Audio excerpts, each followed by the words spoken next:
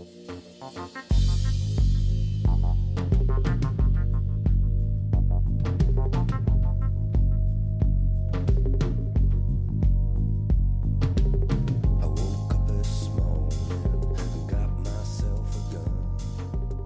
my dudes, and welcome back to the Mikey and the Press Best podcast. I'm Mike. I'm David. And welcome to another podcast. We're stopped doing the weeks. We don't know how many weeks it's been, huh? No, because the whole stay in shelter in place is kind of over, so I don't do that anymore. It's not over. Huh? We're still sheltering in place. It's just... Is it? Sure. Are things back to normal? No. No, we're in a different phase. Like, the first phase is shelter in place, where you don't go out unless you need to get something. I think it's all called shelter in place, isn't it? It's just different phases of it. Oh. I don't know either. I don't know. Maybe you're right. Yeah. So phase one or phase, does it count down? Phase 1, get that money. Phase 2, fuck bitches. Phase 3, profit. It's like a Cards Against Humanity card. Fill in the blank. Phase 1, blank. Yeah. Phase 2, blank. Phase 3, profit. Yeah, because I just totally forgot what the South Park thing, the sock gnomes, like, grab the socks. Number 2, something. Number 4, profit. I don't remember this episode. Anyway. So, what are you enjoying? I am smoking. We're both on that Regis bandwagon today. I think I'm smoking the same cigar I was smoking last week, which is a Regis Red Label Exclusivo, because I only smoke them here. They have the Toros in now, so I got one of those. I'm smoking the Black Label, the Grand Toro, the big boy. Yeah. Always It's good. good. I like the Coronas of that one, but you guys never carry them. Yeah, because that COVID. Yeah. You don't want to have too many Coronas. It just like affects the cigar business. Like all Corona sizes are just done, just banned. It's like that guy that called up Aloni and was like, "Hey, you guys want any special right now for curbside pickup?" And I was like, "All Coronas are 19% off." And he was like, "Really? I'll be right in." I was like, "Never mind, dude. I guess you're just gonna be disappointed when you get here, but that's fine." So what you been up to? Basically watching television and playing more of that video game that I got. Yeah, I'm like 20 some hours into the game now. that's fun. Yeah. Yeah. It's funny though, because I feel like, I don't know if I told you this, but like I was talking about how the game was really fucking hard. It turned out I had it on the hardest setting. Oh. And I didn't realize that I could trade with people. Oh. I was waiting to like go to a shop, but you can trade with just people you talk to. It's just like a little button at the bottom of the screen. You have to like push Y instead of like, normally you just interact with someone and they're like, "What can I sell you today?" And these people will be like, "Oh, there's trouble along the road," and you're like, "What? Trade." Like, what do you got for sale? But I'm in trouble. Yeah, exactly. No, I need some trades. So I leveled up my characters a little bit, gave them some extra gear and shit. You know what I would think would be a cool feature in a game that I've never seen is, you have like RPGs and you outfit your guys with different shit. And generally speaking, everybody's come across this problem that you'll get something and it's the best item for you to have, but it just looks fucking stupid on your guy. It just looks dumb. And so the stats are dope. But it's like, it doesn't, like you have like an amalgam of stuff. But I think it would be good if there was some way to kind of like even just homogenize the color scheme of whatever your armor is. So like if you have like boots from one set and leggings from another set and armor from another set, so it doesn't look all disjointed, you can just like have an option to just make it all like the same color scheme. Oh, I like it when it's disjointed. Like it looks like you've been around. Like, oh, dude, look, see that fucking guy? Well, yeah, it would be good to have the option to... Yeah. Because sometimes it just looks really fucking stupid. You'll just have, like, these really random...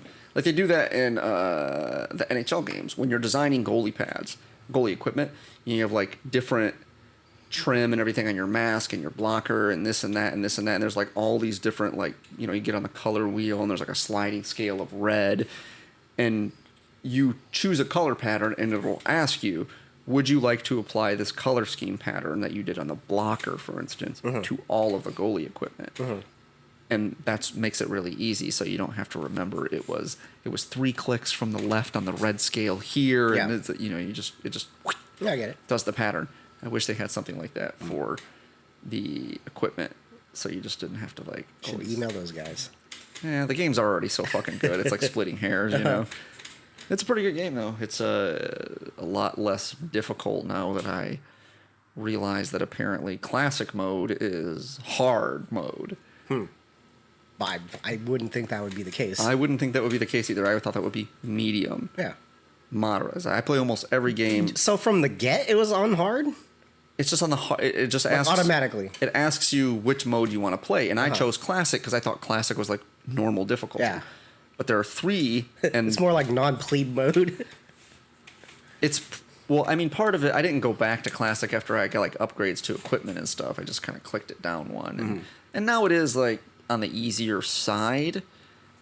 It's not like I can usually win most fights the first time around if I don't fuck anything up. Before it was like I was just every fight it was taking like it was to the point where I was like trying to figure out how I can avoid fighting people. Yeah. Because it was just so fucking hard. Dark Souls.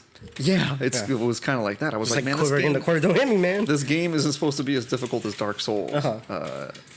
It's supposed to be challenging, but so that helped my playing experience. So I sunk some time into. I had to take a couple days off. I was like, I gotta stop playing this fucking game. Yeah, just play like 2, 3, 4 hours a day, like just like every day. So, but anyway, yeah, I'm getting through the game. I got off the island where I was held. I got the little source collar off my neck. Okay, so. How long did it take? Like 10 hours? Yeah, well, I could have stayed on the island way longer. There was so many quests that I didn't complete, and it tells you, like, hey, you're leaving the island. You won't be able to come back and complete these quests. Okay. And I was like, man, I'm just kind of ready for the main storyline to get on. And so I kind of moved on, and now I'm on did some of the main quests, did a couple of side quest things, and yeah, it's pretty good so far. Cool. But anyway, what about you? You still moving, it looks like. Yep, still moving shit around. I thought I was done, but I wasn't. COVID 2020. Yeah. Yeah, that thing was a pain in the ass because like an extra, I would say, hour and a half, 2 hours after work or during work to move stuff around. And I had to move our shop's stuff too. So that was a pain in the ass. Wait, your shop's stuff? Like you have stuff in your apartment? No. It was because there's an extra storage room that I have stuff, and then the shop also stores stuff in there. So you had to sift through it? Yeah, I had to move all that stuff around, and it sucked. And then I had, for me, I was like looking at like the pile of stuff I have. I was like, fuck, this is too much stuff. And I, pared down everything, and I'm down to like maybe 3 totes now. So happy about that. Living that minimalist life, I guess. Did you get a new place then? No, I'm probably gonna start looking around like probably like the 3rd week of August or something like that, and then actually move out. Like the end of August or beginning of September. Right around your birthday time. Yeah. Yeah. So that's always fun. Good luck with that. No, it seems like all the COVID stuff. It's like it's easier to find a place now.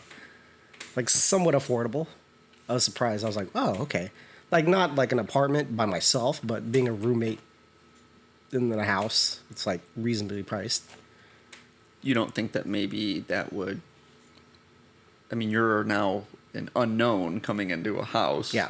You don't think that maybe people would be like, I don't know, like having a new roommate. Now people are super thirsty for roommates, dude. Are they? Yeah. We're just like, we need that money, bro. Yeah, I didn't have any trouble finding roommates when we lived at the old place. Well, you have like a network of friends that need places, right? I don't have that anymore. They're all married with kids or Married with children? Yeah, married with children. So it's like, hey, looking for a roommate? Nah, bro. Like I already got 4. Yeah. All baked in. Yeah, right. So yeah, that's living the dream, Just live with somebody that you do it with, and it makes it easier. Yeah. Yeah, and then just moved, like for the meantime, moved it back into my parents' place, and that I was kind of dreading moving back in. I was like, this is a pain in the ass. I'm a little bit of an ego thing. It's like, why am I fucking doing this? Like, fucking should have planned better. But so far during this week has been pretty pleasant. Get to see my brothers, talk to my parents. It's great.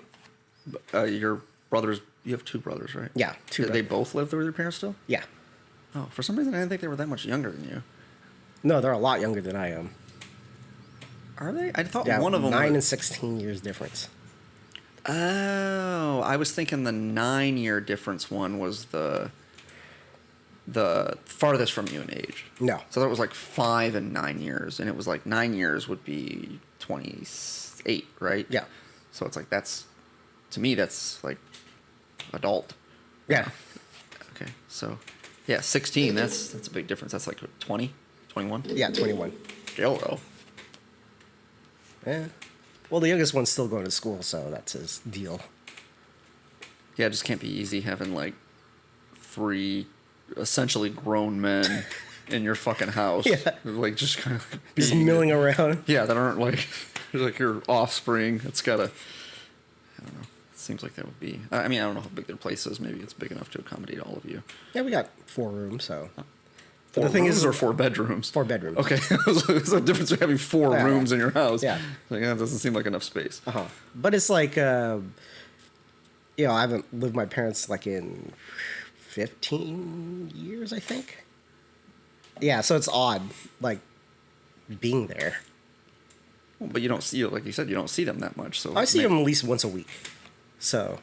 Yeah, but now you see them more, Yeah, so yeah. it's probably not as bad. Yeah. But I imagine that'll get stale very quickly. Yeah, they just kind of leave me alone. So it's like, That's good. It's like, hey, what are you doing? You want to have dinner with us? It's like, no, I already ate, thanks though. To be fair, though, I would imagine that a lot of people's parents are that way, but it's still just a matter of, like, even in roommates, even if you have roommates that leave you alone, you still just don't want them around, right? At some point, you're just like, I just want to be by myself. Even if your roommates are fine and they leave you be, you probably would rather not have roommates if you had the option. Yeah. Yeah, I'd rather not have roommates, but as long as they don't, like, they're super clingy. Because I've had roommates in the past where they're super clingy. It's like, hey, what are you doing? Oh, what time are you going to come back home? You want to go, like, hang out later? It's like, no, not really. Yeah, I had a roommate like that one time. Hey, you still live with her, bro. Actually, my old lady's less clingy than almost any old lady I've ever had. So that's good. And less clingy than some friends I've had. So that's good. In general. Cool. What we got on the list? We got on the list. Ooh. Oh, I can't see. My eyes are old. You know what really grinds my gears? Yeah, that grinds my gears too. People oppressing my constitutional right to not wear masks. You ever get a call from a automated telemarketing thing? I don't answer them. But you've gotten them, right? Sure. It's really obnoxious. Do you pick them up? Do you pick those calls up? Oh, because you have to do it because of your job, right? Not necessarily. My phone will alert me. It'll be like scam likely. Sometimes it won't do that. Correct. Sometimes it will not. Mm-hmm. But most of the time it does. And I generally just enjoy fucking with scammers, and they don't usually call back. If you just answer one time, fuck with them, and just torture them long enough, they'll put you on the don't call list. They'll do that. They'll do it before you ask them to put you on the don't call list. But it really irks me, not because it's a greater inconvenience, but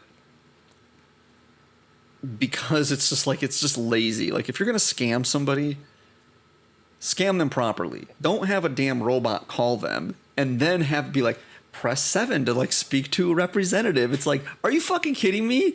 That's how fucking lazy you are. You're gonna scam me, and then you're gonna make me go through a fucking phone tree to fucking deal with you. Yeah. Like, to fuck with you, I have to like be more inconvenienced by like going through a phone tree. Yeah. And so it's like, I don't get it. It's like, first of all, how can you really? It's a dummy honeypot, really. Because if they're dumb enough to do that, they're dumb enough to get scammed.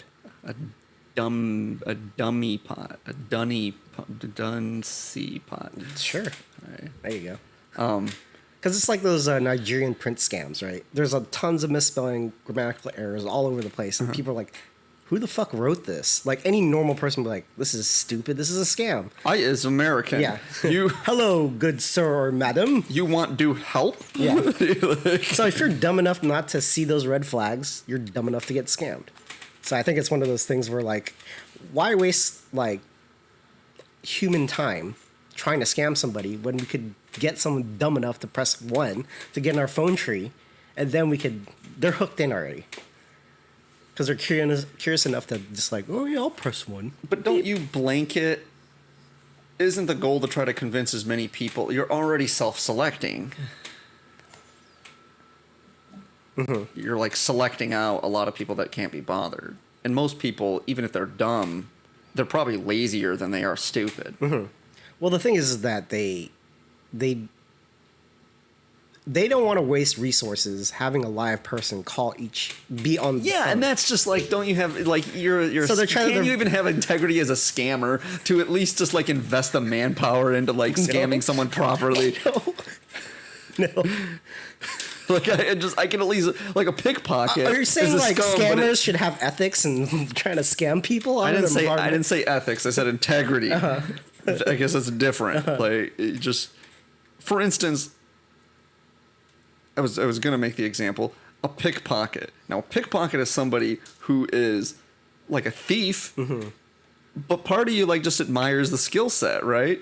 You're like, all right, yeah, that guy's put in some work. Yeah, he probably does. I mean, he's still a thief, but like, okay, like at least he's done something to earn it. Yeah.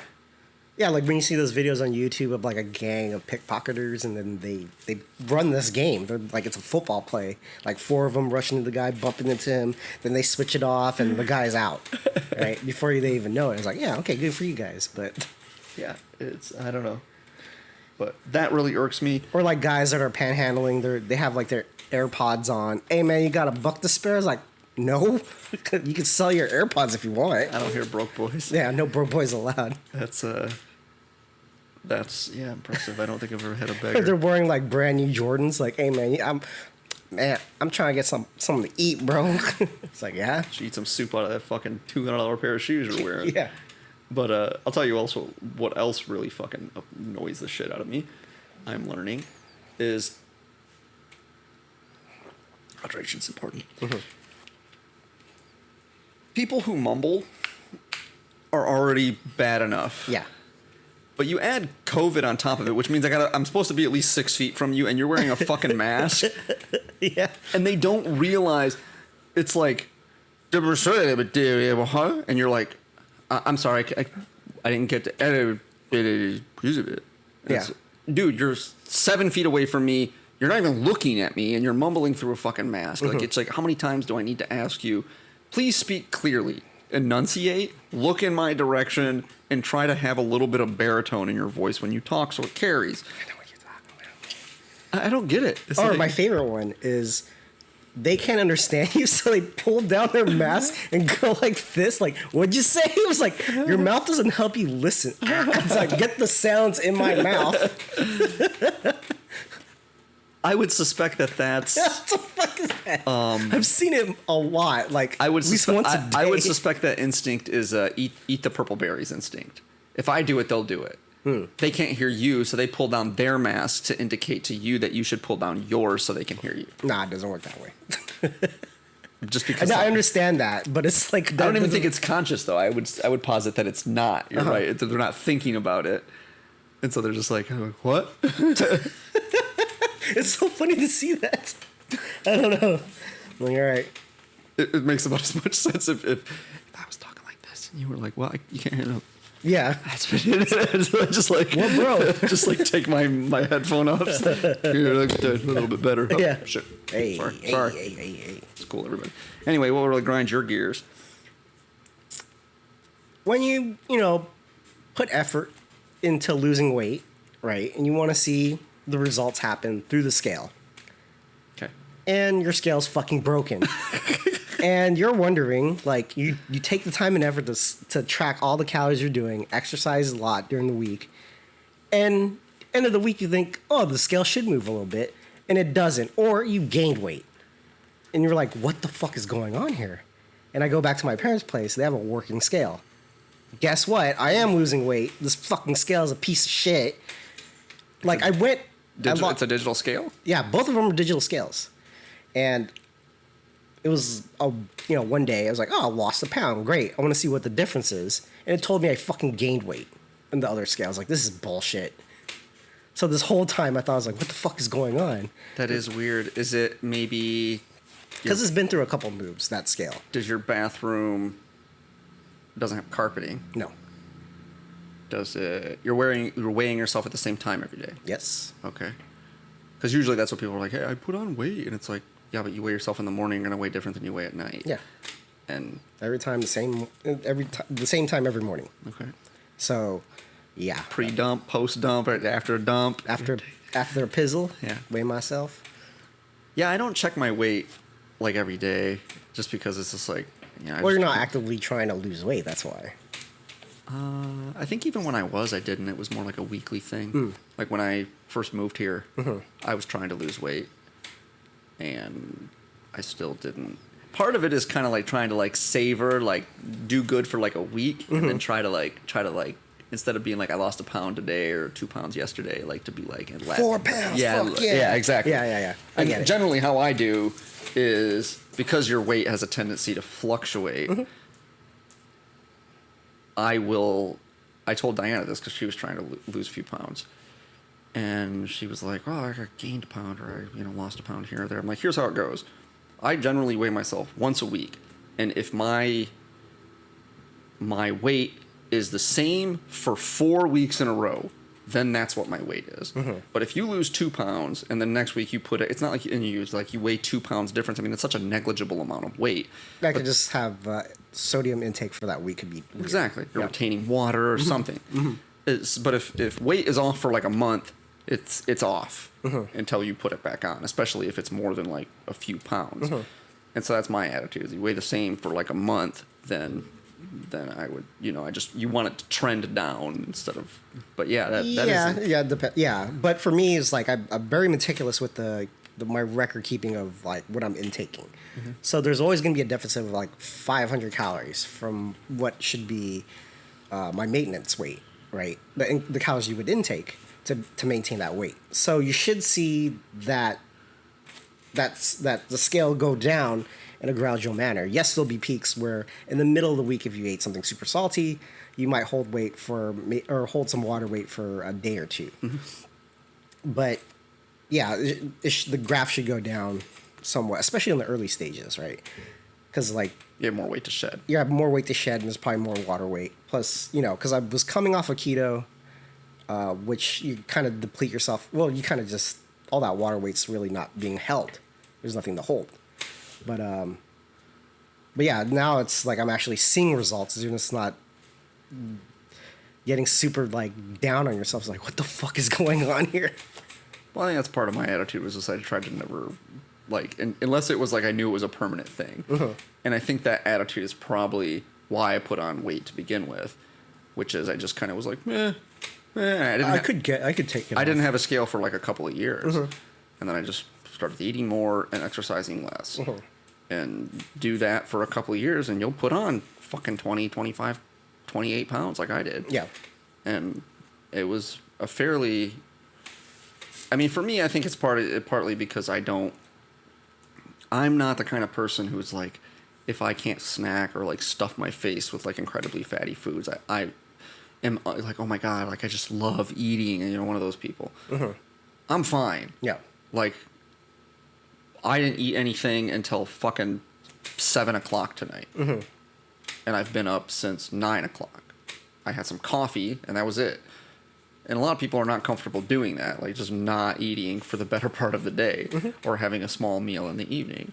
I'm fine with that. Like, especially, and when it's like, that's my normal routine is I eat like one meal, like a modest dinner, and then I usually have a light lunch. And that's mostly what I eat in a day. I might have a soda or a candy bar occasionally, and so when I was trying to lose weight, it was like I'd get up and, I'd have Soylent. I'd drink a Soylent, and then it would It has be... people in it. Yeah, it has people in it. And then I just didn't, I just stopped eating so fucking much. I just made a conscious effort to eat less. And then, my weight just kind of trended down over, 6-8 months or whatever. So, but yeah, it would be annoying if your scale, like especially the whole point of a digital scale is it has more precision than an analog scale. Yeah. But not if it's on the fritz. No. It doesn't take batteries, does it? Yeah, it takes batteries. Maybe you're the batteries? Well, the scale at my parents' place is like, the resolution's like 0.1 versus the one I have at my old place is 0.5. So there's... The resolution? Yeah, the accuracy. Or, yeah, the fluctuation. The resolution. Like, plus or minus a half a pound. Or Yeah, plus or minus 0.1 pound. 0.1 pound. Yeah. So that was an issue too, because it's like, is it how much is it over? Is it a half a pound over? Is it like 0.1 pounds over? You don't know with a scale that blunt. Sure. And then usually like people would say is like, well, it doesn't really matter how much is off as long as it's consistently off. Yeah. And that's not the fucking case with that scale. Yeah, that's what I was gonna say. Is if you, as long as it's consistent and the weight that it reads is trending down, it doesn't really matter if the weight that it reads is accurate to what your actual weight is, as long as it's trending down. That's all that matters. It's like the humidity in your hydrometer or whatever in your humidor. It could be 48% and you know that's wrong, but if it maintains 48%, Yeah, you're good. And if you add humidity to it, it goes up, and when you take it away, it goes down. Then Yeah. it's like, okay, it's keeping a steady whatever. Yeah. And even to the point where if I got on the scale 3 times, it would read two out of the 3 times would get a different reading. I was like, what the fuck? He's like step on it one time and it does the whole Garfield thing where it's just like one person on the scale at a time. It's like, Yeah. oh damn. Fuck you, scale. Yeah, I feel like I want to do an Office Space thing with that scale, but it wouldn't be as gratifying as a printer because it has more parts to it. Yeah, just like thum, thum, thum, Well, thum. that's it. Will it blend? Put it in the blender. PC load letter. PC load letter. Yeah, I didn't know what that meant. It was like weight scales. Oh, yeah. Yeah, I was thinking scales like. that's what a scale is too. Yeah, but like, it was like you put weights, and that was like, well, all scales are for weight. So I was thinking like a not physical weight you put on it. Not all scales are weight scales. What kind of scale is A that? ruler is a scale. Yeah, I mean, but colloquially, we don't call a ruler a scale. Well, depends on. Well, yeah, like normies don't say that, but like if a guy that does carpentry, machining, or anything like, grab me that 12-inch scale. Okay, grab that ruler. Well, yeah, that's why I said colloquially. Yeah. Somebody with a specialized profession, like usually you use scale as a noun to mean something that measures weight, and scale as a verb to mean to ascend something. And so, yeah. Unless if you're an economist, you might say economies of scale or something like Yeah. that, but it's not How are you gonna weigh that? common parlance. That's a lot of weight It's there, not, buddy. common parlance, man. Anyway, Overrated, underrated. I didn't really think of a lot for this week, but I don't know why it occurred to me that, like, why do people like bread bowls? Because you can eat your container. But do you really eat that much of it? Well, yeah, if it's like a clam chowder bowl, it's pretty good because it's like soaked up all the chowder, and then you eat that. But why don't you just put the bread in the soup? I like to mop shit up when I eat. Like if it's chili or whatever, like I like to mop it up, Yeah. and that's part of the fun. Yeah. And you're still getting the bread, but like, what is the bread bowl? First of all, it doubles the cost of whatever soup you get. It's like way more expensive, like $5 for a fucking bread bowl or something. Yeah. And I don't, especially because you obviously can't eat the whole bowl because it's what's holding the fucking soup. So you can't like eat it as you eat go. the soup first, then you break off the bread. That's what I don't understand is when I want bread with my soup, I want like Yeah, that's why you get the bread top. bread and soup together. Yeah. But they you- have the top though. They give you the top, and then that's what you mop it up with. Then you have a little. But then you're just eating bread at the end? Yeah, pretty much. That just seems really fucking weird. I guess maybe I just don't want that much bread. Wow. They're just like crazy expensive, and I just don't really operationally. It's like a container you can eat. It's like an ice cream cone, like where it's like at the end Yeah. and it's like that's cool. Yeah. To me, it's just like so it's like there's always way more bread than I want because you need that much more bread to house the soup. Yeah. And the edible portion of it is maybe like an inch of it. It's all soaked with like tomato soup, and you could like scrape that up, and that's tasty. But then it's like I'm not going to eat the rest of the dry ass shell that I paid $5 for. I'm just going to toss it out. So you're creating more waste, and you're wasting more They money. just feed it to the seagulls. That When it just seems like you could get the same effect by just dunking bread in the soup, and it would be better. I don't understand it. wow.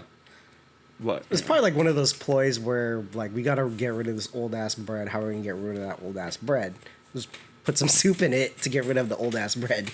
The places I go that I see have bread bowls, man, they look fucking pretty pristine. They look like they bake them specifically. No. I think for that's the original idea. That's how I'm they got sure that it. is, and Yeah. that would make sense. But the places I go, it's like they look like nice, like they baked them specifically for that. Yeah. They have, like a special shape to them and everything. And they cut out the tops and they're all like, it's like, I just like. Wasn't it the case for the waffle cone? Like at the World's Fair, some guy was making the flat versions of them and he fucked them up. There was an ice cream guy and he just put that in there and that was a hit.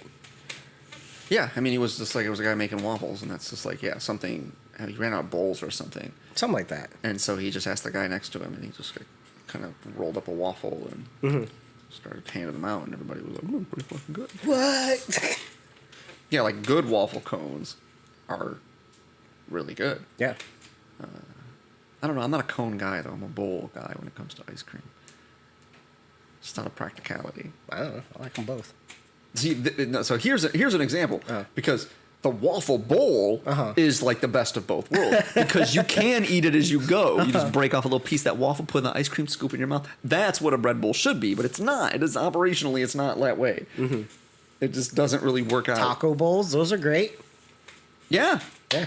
but the thing is with a taco bowl, similarly, you also like you have it in another bowl that's actually the container, and so it kind of defeats the purpose. No, like the fancy like restaurant places will be on a plate.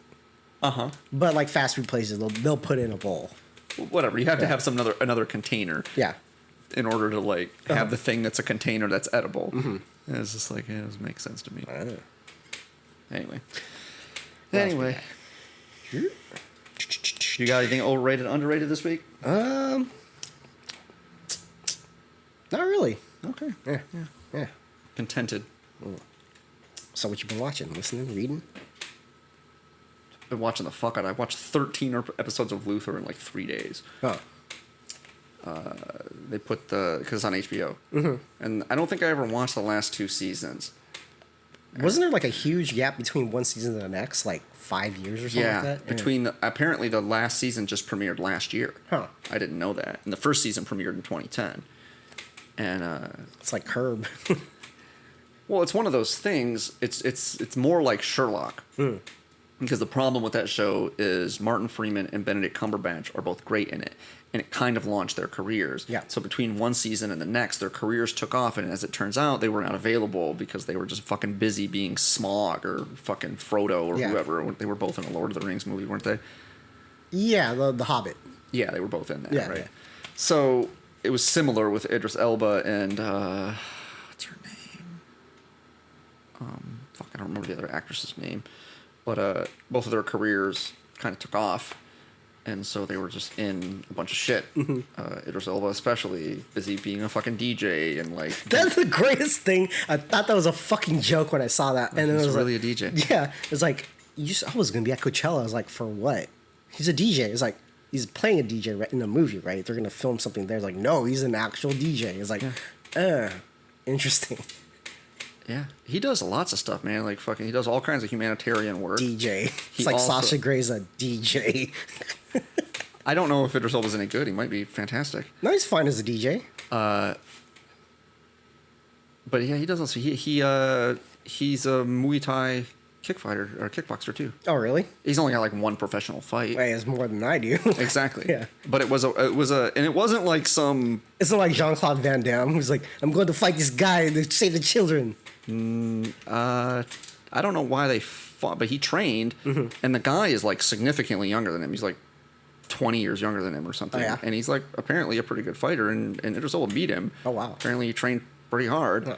Huh. Which, being a really famous actor with lots of money is probably Helps out a pretty lot. good key to Yeah. like. It's not like you're working 2 jobs to pay for your gym membership and then. Precisely. Yeah. He can just check it out. Boo! He's Bruce Lee's cousin. Stay away from Oprah. Exactly. So but hey, to his credit, so he does all sorts of shit. But he's a badass dude. Oh yeah, he's like a black George Clooney.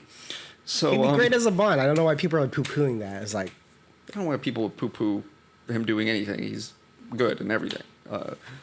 except was it the whole like him as was it Heimdall in the Thor movies? It's like a big stink. It's like there's no black people in that mythology. They're aliens. I know. It doesn't make any sense. But whatever, I don't care. I don't care if you put him in like whatever. Put him in something where it's like very obviously supposed to be a white guy, and I probably would still just be like, that's fine. It's Idris Elba. He's good. But so he got busy, and so yeah, they kind of like went on hiatus for a while, and they came back and they did another season. But I don't think I ever watched like the last couple seasons. So I've been Idris Elba he plays Luther. as Marilyn Monroe. Yeah. Wait a minute. Hey, man. I thought you were asking who he played in the show. No, He's the no. titular character, man. Yeah, whatever. It'd probably be interesting. If he thought he could do it, I'm sure he could. So, yeah, I asked my old lady, like, I kind of want to get back to watching this show. And she was like, I don't really feel like crime drama tonight. I'm like, okay, that's fine. And then so like a couple nights in a row, she was asking me like, hey, you want to watch something with me? I'm like, what do you want to watch? So what do you want to watch? I'm like, I told you what I want to watch, but you don't want to watch that. You're not in the mood for it or whatever. And so like a few nights ago, she was like, okay. Yeah, I guess we could watch that Luther show or whatever. And so we watch it. And then like fast forward like 4 hours, she's like, we could watch another one. Right? Oh, yeah. We watched like 4 or 5 of them. And like same thing last night and the night before. It was like, do you want to watch another one? Let's watch another one. Are you like Luthered out? I'm like, dude, I love this show. I still don't know why you think I'm going to get burned out. I mean, you were the one that didn't want to watch it initially. Yeah. And she's like, oh, it's really good. I'm like, yeah. I mean, it definitely is just a formula. It's a very formulaic show. I always mess that word up. Formulaic show. It ramps up in intensity. There's always some ticking clock at the end of the episode. Oh, yeah. You know, and he's like a damaged kind of cop who doesn't play by the rules, and like it's You're all a loose cannon, goddammit, Luther. pretty much. There's Give me all, your badge and your gun. there's all these cliches, but it's just they all just hit nicely. Like there's this good, just It's like that the power with 24 is like, how can you not trust Jack Bauer? He saves the world all the fucking time. Oh, what happened? battery's running low. Oh man, PC load letter. Hold PC on. load letter. Plug your shit in. But yeah, so we've just been binging the fuck out of that. I'm starting to get to episodes that it's like I think like, oh, I think this is the last episode that I saw, and then we'll watch some of the next one. I'm like, I vaguely remember this, and I was like, I feel like I know what happens here. I'm like, maybe this is the last episode that I saw, and then we'll watch through it, and then we'll get to the next one, and I'll be like, No, I remember I this. kind of remember this part too, but Yeah. it's getting to be less and less. So I think I'm starting to stray into like where I left off on the show back in, I don't know, 2014 or 15, whenever the last season 4 and 5, and it's BBC show, so there's only 20 episodes total over 5 seasons. So we're like 13 in like 2 or 3 days. So Yeah. we'll probably finish it by midweek. There was an interesting thing. Chris put on Dexter. Forgot what season it was. And I was like, what season is this? And it's like, season blah, blah, blah. I was like, huh. I did watch the season. I had no recollection at all of the season at all. Wow, that's weird. Yeah. Yeah, It's like almost seeing it brand new, and there's like shades of like familiarity with it, but it's like I don't really remember what the plot is. He brings in the one, what's his name? Older Hispanic guy. Jimmy Schmidt.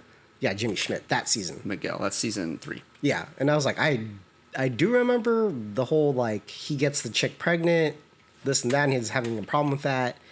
Not a problem, but it's like an issue with being a father. And I do remember that part, but the whole other plot of that, I just don't remember. It just went away in my brain, just evaporated. Well, Dexter's pretty much a one-trick pony, which it's Dexter balancing his serial killer life with his family life. Dexter trying to hide his clandestine activity from law enforcement, and then there's some person that's like a doppelganger of him. Yeah. And then there's some conflict with that doppelganger in some way.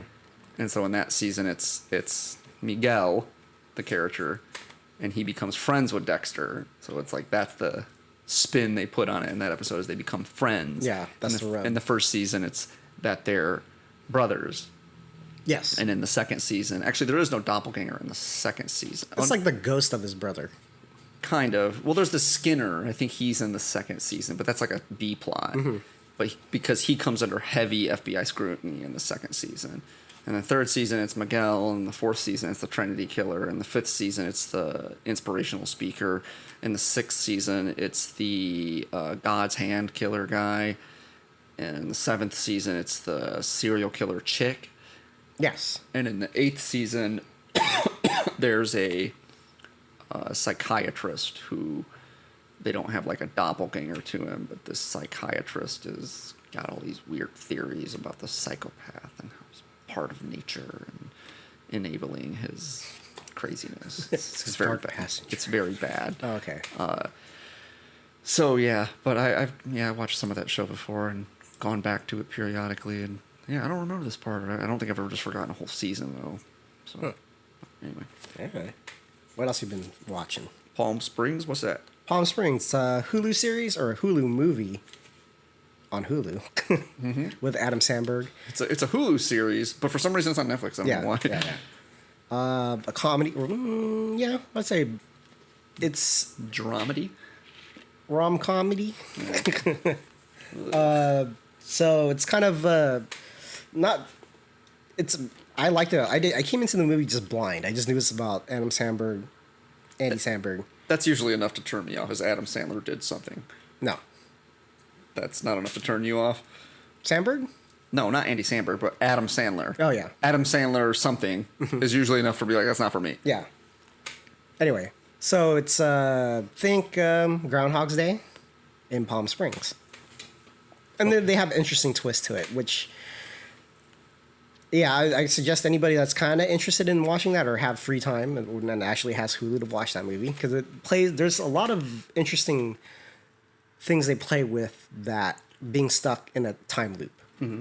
Yeah, that's all I have to say because I don't want to ruin it for people that want to watch it.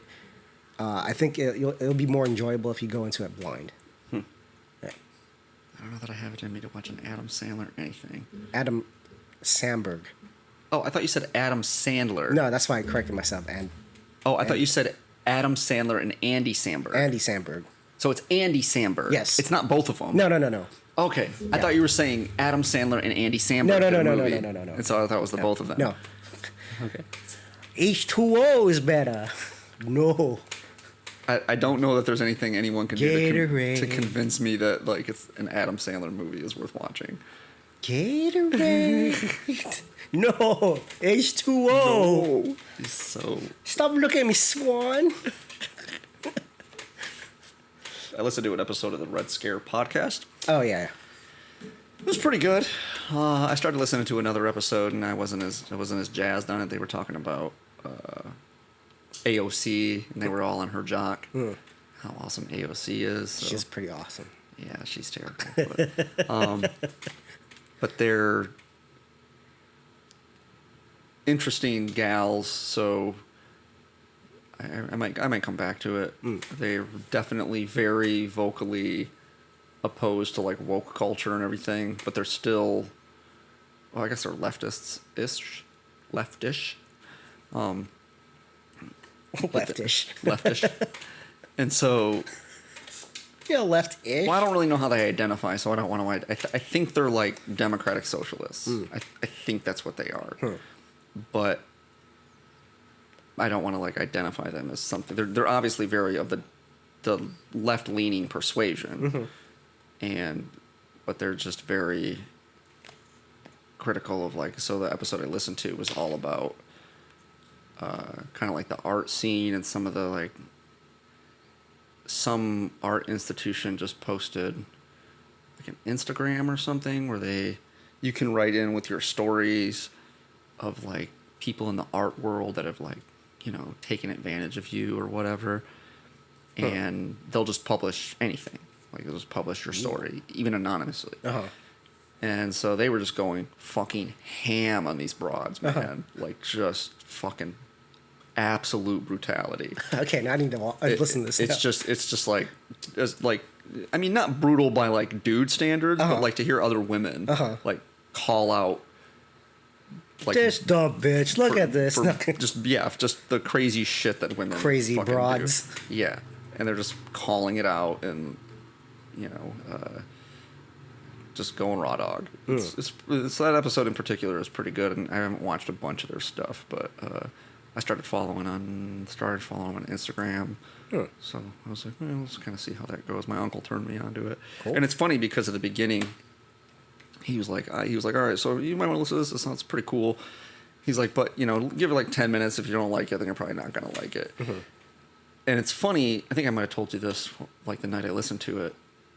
It's like they go on and they just sound like bimbos. Like seriously, like one of them has like a vocal fry. Yeah. She kind of talks like this, and you're just like, seriously, everything's a question. Yeah, it's more than just the vocal fry, not the up talking, but definite vocal fry.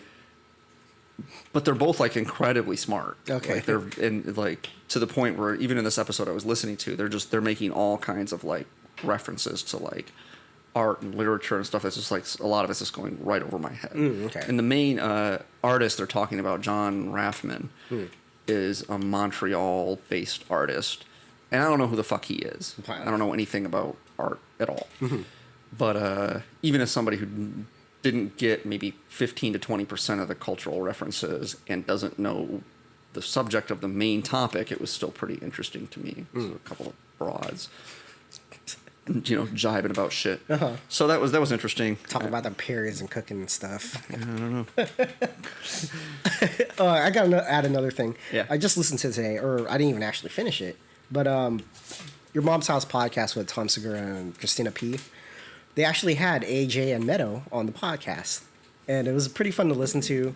The thing that was really surprising, Christina asked, like, what is gabagool? And it took them a couple seconds, like, I don't really know. And someone had to chime in, like, a Coca-Cola. I was like, oh, that's what it is. It's like, what the fuck? Are you serious? On that show, and you don't know. Yeah. To be fair, I don't know. Oh, no, Meadow does say gabagool. She does say gabagool. She's the one that's like, I don't really know what that is. Yeah. And apparently both those people are not Italian at all. So that was really funny. Well, yeah, a lot of people in that show aren't Italian. The main Sil's not Italian. Yeah, I forget what he is. Van Zant, so that's Swedish, right? Something like that, yeah. He's either Swedish or Norwegian. I don't know which. He does do good Italian though. Yeah, but some of the main guys are, I guess you just have to be from the East Coast. And you're like, yeah, you're fucking Italian, whatever. Your dago mustache. Americans just think anybody from Jersey seems Italian. Yeah. Which is like, if you just seem like you're from Jersey, just, you're Italian. You just have to seem trashy. If you seem trashy, you seem Italian. Yeah, it's like Joey Diaz. Like, people get him confused as Big Pussy because he's from New Jersey and he's a big fat guy, but he's Cuban. Yeah, he definitely does have a kind of a big pussy vibe. Yeah, there's stories. He tells stories of where people like buy him meals. Like, yeah, I loved you on the show. He's like, yeah, thanks, dog. it's the meal. He doesn't want to correct them. Takes pictures of people. Just have a free meal. Yeah. It's like, who were you telling me that? Who was it? Like, if you go like somewhere like it's like Japan or something, like, oh yeah, if people just like, I don't know. If you're white and blonde, they just think you're a movie star. It's like, oh, Brad Pitt. Yeah. It's like that episode of Family Guy where they go to Japan or they go to China. They go to China and Peter's like, oh my God, it's Jackie Chan. And the guy like looks at him like, what are you talking about? And he's like, oh, sorry. And he's like, oh my God, it's Jackie Chan. And the guy's like, get away from me. And he's like, oh. Man, it's really weird. Oh my God, it's Jackie Chan, and he's like, "Hey, always good to meet a fan." It's like, it is Jackie Chan, and then like later, he's walking around, and then like there's some Chinese people are like, "It's Ethan Hawke." It's like Peter Griffin looks like Ethan Hawke to them. That's awesome. What else happened in that episode? Yeah, and then they're just kind of like talking about Gandolfini and how swell of a guy he was and everything else. Like, yeah, okay. Yeah, by most accounts, he was a pretty swell guy. Yeah. That's pretty much all he ever really did. He was in a few movies, but yeah, the only thing I ever Last Castle, Zero Dark 30. Oh yeah, he's in Zero Dark 30. He's in a few things, but not a lot. He's mostly just known as Tony Soprano. Yeah, I think he just was done with it. It was like, it seemed like he made a ton of cash. I'm sure he did. Yeah, everybody on that show made a ton of cash. It set like all these, like it basically raised the bar. It was like what Seinfeld did for network TV. It did for people on television shows. Like they started commanding salaries like in the 4th and 5th seasons that were just like, you're paying a television star that much per episode. Yeah, and it set off that wave of really bad mobster movies too. Mm-hmm. So, like direct to DVD or like shit on Netflix.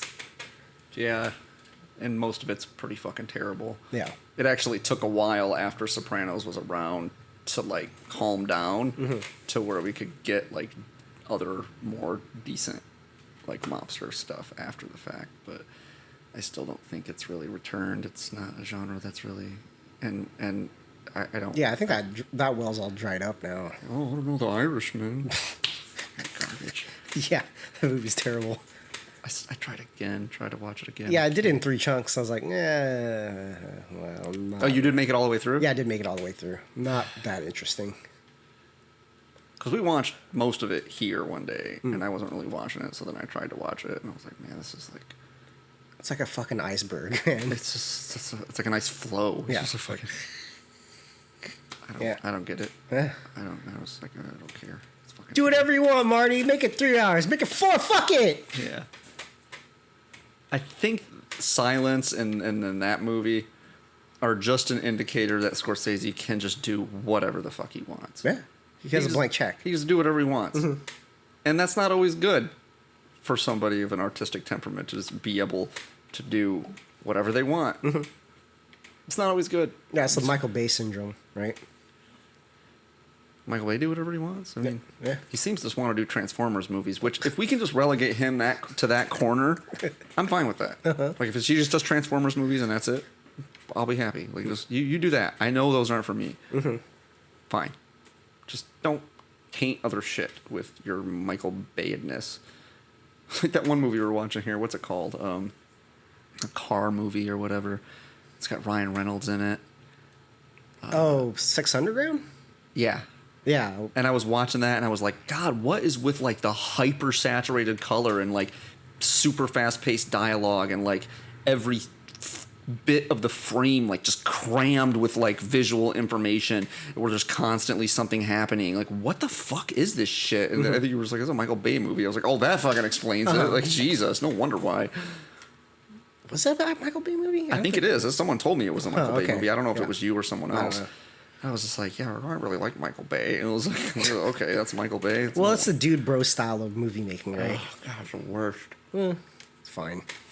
For dude bros.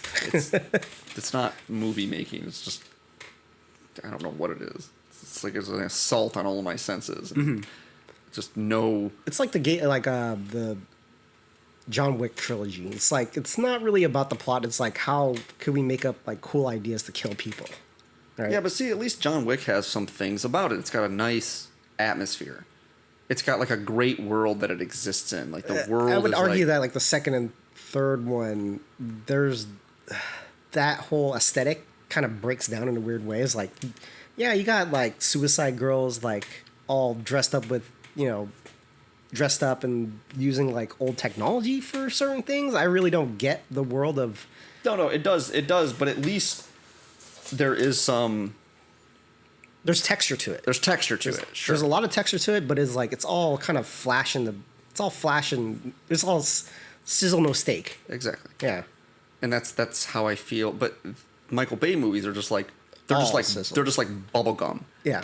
Like there's no substance to grab onto. What's that gum with the stripes? Juicy? No wait. Fruit stripe gum. Yeah. Where it tastes really good for like 5 seconds. And He's like, and then it just disintegrates in your mouth, and you're like, it's like this big. Yeah. Like, that's pretty much that movie making. Exactly. And so it's like Because I think the opposite would be Christopher Nolan. Because like the Batman movies, Inception, there's like depth to it. They don't explain anything about that movie. And especially Inception. Like we have this machine. Like how does it work? I don't know. It just works. You know, it's funny. It's that maybe I don't have like I like Inception a lot, but it makes me wonder if I'm primed to not like it as much as some people because the concept of the film is basically it had already been introduced to me like several years before. Yeah, like the animes. Yeah, because there's an anime. What's it called? It's not Paprika, is it? It's Paprika. Okay. Yeah, Paprika. It's the same. It's basically the same concept, and it's pretty good. And so that concept was like not like a brand new concept to me. It was very well executed, but it's not my favorite Nolan movie as far as I can appreciate the movie making aspect of it, but the concept. Prestige was pretty good. The Prestige, I think, is his best movie. Yeah, I really like that movie. That should be an underrated segment. It's a good movie. Yeah, it is weird. I think because the whole like Batman hype kind of took over Nolan's like notoriety until he made those other films. Then it's like, he makes more than that. I would say Inception is probably tied with The Dark Knight. I like The Prestige the most, and then I probably like The Dark Knight. I probably like The Dark Knight more than Inception. Dark Knight, Inception. But I will say Inception is probably a better movie than The Dark Knight. Yeah. I enjoy The Dark Knight more. I think it's the Joker element is. Yeah, because he holds that movie up so high, or just that performance. It's just out of the park. Exactly. So I think I enjoy it more, even if it's not a better movie. Just like in the way that I enjoy Pulp Fiction more than any of the subsequent Tarantino movies. But from a movie making standpoint, his later movies, his more recent movies, in particular Once Upon a Time in Hollywood, is probably his best effort as a filmmaker, like as a well-constructed film. That's probably his best effort. But I just like Pulp Fiction more. Pithier dialogue and characters are more interesting and that sort of thing. But yeah, I like The Prestige the most, and then Interstellar is probably at the bottom for me. I don't even think I don't even know if I made it all the way through in one go on it. I might have had to watch it twice. It feels a little long-winded. Yeah, it's a little long-winded. And Dunkirk is really good too. So Which is surprising, coming like the time that it came out in his career, and he was like, "No, I'll just make it shorter than usual." that's the thing I like the most about it. Yeah. I was expecting, all right, 2.5 hour fucking epic. war epic. It's gonna be like 3 hours, Yeah. right? Especially because he has carte blanche to do whatever the fuck he wants at that point. Yeah. And he was like, showed some real restraint, and actually probably made a better movie for it, because it's a slice of the war. He didn't feel the need to like, let me show you the whole fucking war. Dateline, 1940s. Yeah, exactly. And don't get me wrong, I don't mind. Same thing with 1917. 1917 wasn't terribly long. It's like about 2 hours maybe. Just long. Well, for a movie like that, it needs to be kind of that long, right? It was as long as it needed to be, Yeah. which I thought was good. He's Sam Mendes as a director doesn't get a lot of love. Yeah, he's awesome. He's pretty good. Yeah. He's like one of those directors I forget about until he makes a movie. And I'm like, oh yeah, fucking Sam Mendes making movies. That guy's good. Yeah, Like, he is good. I always forget the movies that he's done. Like, I'm like, oh right, yeah, he did that movie. He did The Reader, and he did like Skyfall, and he did what's the other movie he fucking did? Revolutionary Road, and he did American Beauty, obviously. Yeah. So it was like, yeah, I forgot he did that one. That was his first movie. Yeah, yeah. So like, I forget like the movies he did, like mainly Revolutionary Road and The Reader, because I think he used to be married to Kate Winslet. I don't know if they're still married, but I don't think they are. But so he just put her in movies, which is a good choice because she's a fantastic actress. So it's like it's pretty much the better for it if you put her in something. But yeah, 1917 was good. I think that's Roger Deakins, right? What? The cinematographer on 1917. Well, I don't remember. Probably. Yeah. It's Roger Deakins, I think, the same guy that did the new Blade Runner. Because I think he got nominated for an Oscar again for Best Cinematographer. It was like he won for Blade Runner, which fucking, how could you not? You Yeah. put that movie in any era, and it will dunk all over any movie, like, photographically. Yeah. And then 1917 comes out, and it's like... Just give him all the awards. That dude's been laboring, like, as, like, one of the best cinematographers for, like, 20 years. He does pretty much all the Coen Brothers movies. So like They always look good. Yeah, No Country for Old Men, Oh Brother Where Art Thou, which I would argue that the best part of Oh Brother Where Art Thou is the photography. Like it just looks nice. It sets the world so well. Yeah, that was the first movie with like Color correction yeah, technology. yeah, computer color correction. So And to good effect. Still looks good to this day. yeah. And but yeah, I mean that guy does all the Coen Brothers movies, and he pretty much does all. I think he does most of Sam Did you Mendes. watch Buster Scruggs? That Ballad of Buster Scruggs? I watched like one. There's like it's like shorts, right? I think I watched. Yeah, like, they're all I think vignettes. I watched 2 of them. Okay. How many are there? Like 5? I don't remember. I watched a couple of them. Yeah. Some of them are good. Not all of them are great, but it is good. But yeah, I think he might have won again, back-to-back years for his cinematography. It's like he's 20 years as a great cinematographer and not win shit, and then like just right, that guy's good. Eat shit for 20 years is like 1 year is like, oh yeah, you're here, you're around still here. Have all these awards. Yeah, he's like pushing. He's got to be pushing 60. He's got to be in his late 50s. Because I think he. It's like pulling a George Miller. He's like, I'll make some Penguin movies and Babe, Pig in the City, and I'll make another Mad Max movie. Yeah, I don't think he didn't photograph that movie, but I wouldn't have been surprised if he did. It's definitely That's up there. It's kind of in the style of. I don't know who did the cinematography on that movie. It's somebody pretty notable, but I don't think it's Deakins. He does Villanova's movies too. So other than Blade Runner, he also photographed Prisoners, and I want to say Sicario. Oh yeah, that was really good too. Yeah, so it's like he works with like Coen Brothers, like Denis Villeneuve and Sam Mendes. Like he just works with good directors. Yeah. And so it's like they're good movies, and they're like, get this fucking guy. He's like super good. And so like I don't know that he's good enough that it's like if he's the cinematographer on a movie that I'll see it. Because I still think that the director has a lot more to do with it. But. Yeah, that's like watching like who did Prometheus? Ridley Scott? Yeah, the whole aesthetic of what he does, like the people that he hires for those movies are great, but the fucking plot of the movie sucks. But just like looking at stills of those films are just amazing. Yeah. But this doesn't hold up for the plot. That is what I said about Prometheus. Is people are like, you don't like Prometheus? I'm like, it looks really nice. It looks beautiful. It's a good looking movie. Yeah. Plenty of, and generally speaking, I'm not like someone who really cares too much for like seeing a movie in 3D. It doesn't really do much for me. But for me, what sticks out in Prometheus is when there's like that rock storm or whatever, and they're trying to get back to the ship, and there's a rock storm. Looked really cool and like did add to the dramatic tension of that scene because you can feel like the depth of field with that. So, but yeah. Anyway. Yeah. Super care. Come on, phone. Phone. What's next? Something to think about. Did you know? But did you know? Don't remember why. It's funny because I put these things down on the fucking show notes and I don't remember how I remembered them. I try to set them up for like how it occurred to me. But oh well. Michelangelo wrote a poem about how much he hated painting the Sistine Chapel. Arguably like the most iconic his opus and lauded Yeah.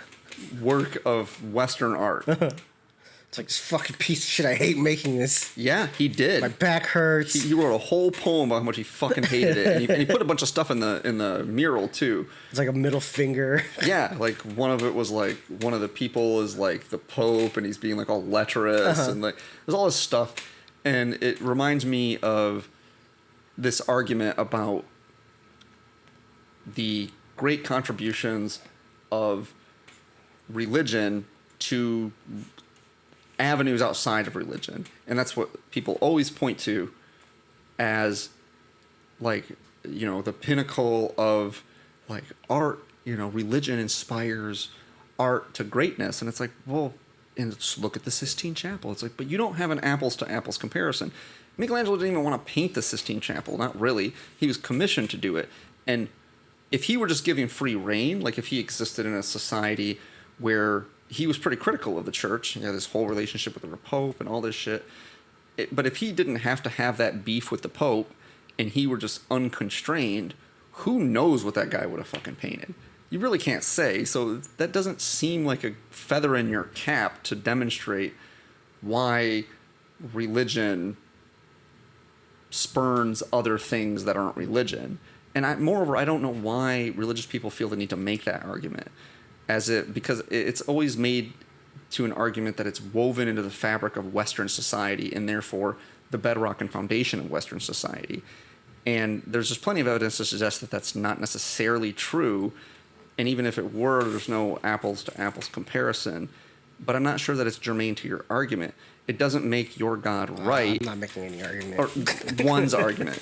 You know what I mean? Like, do you really think that even if that were true, like as a Catholic or somebody who was brought up Catholic, that it would, like, so we got Michelangelo, we got, you know, these people and this contributions to Western democratic thought.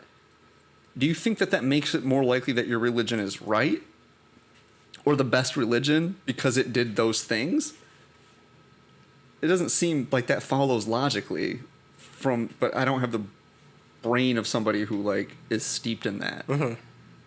You know, it's sort of like in Sopranos where they're always, like, justifying being Italian. Mm-hmm. Right? So this person was Italian and this person was Italian. We have a great culture of Italianness. And it's like, well, Paulie when he's looking at the Starbucks thing.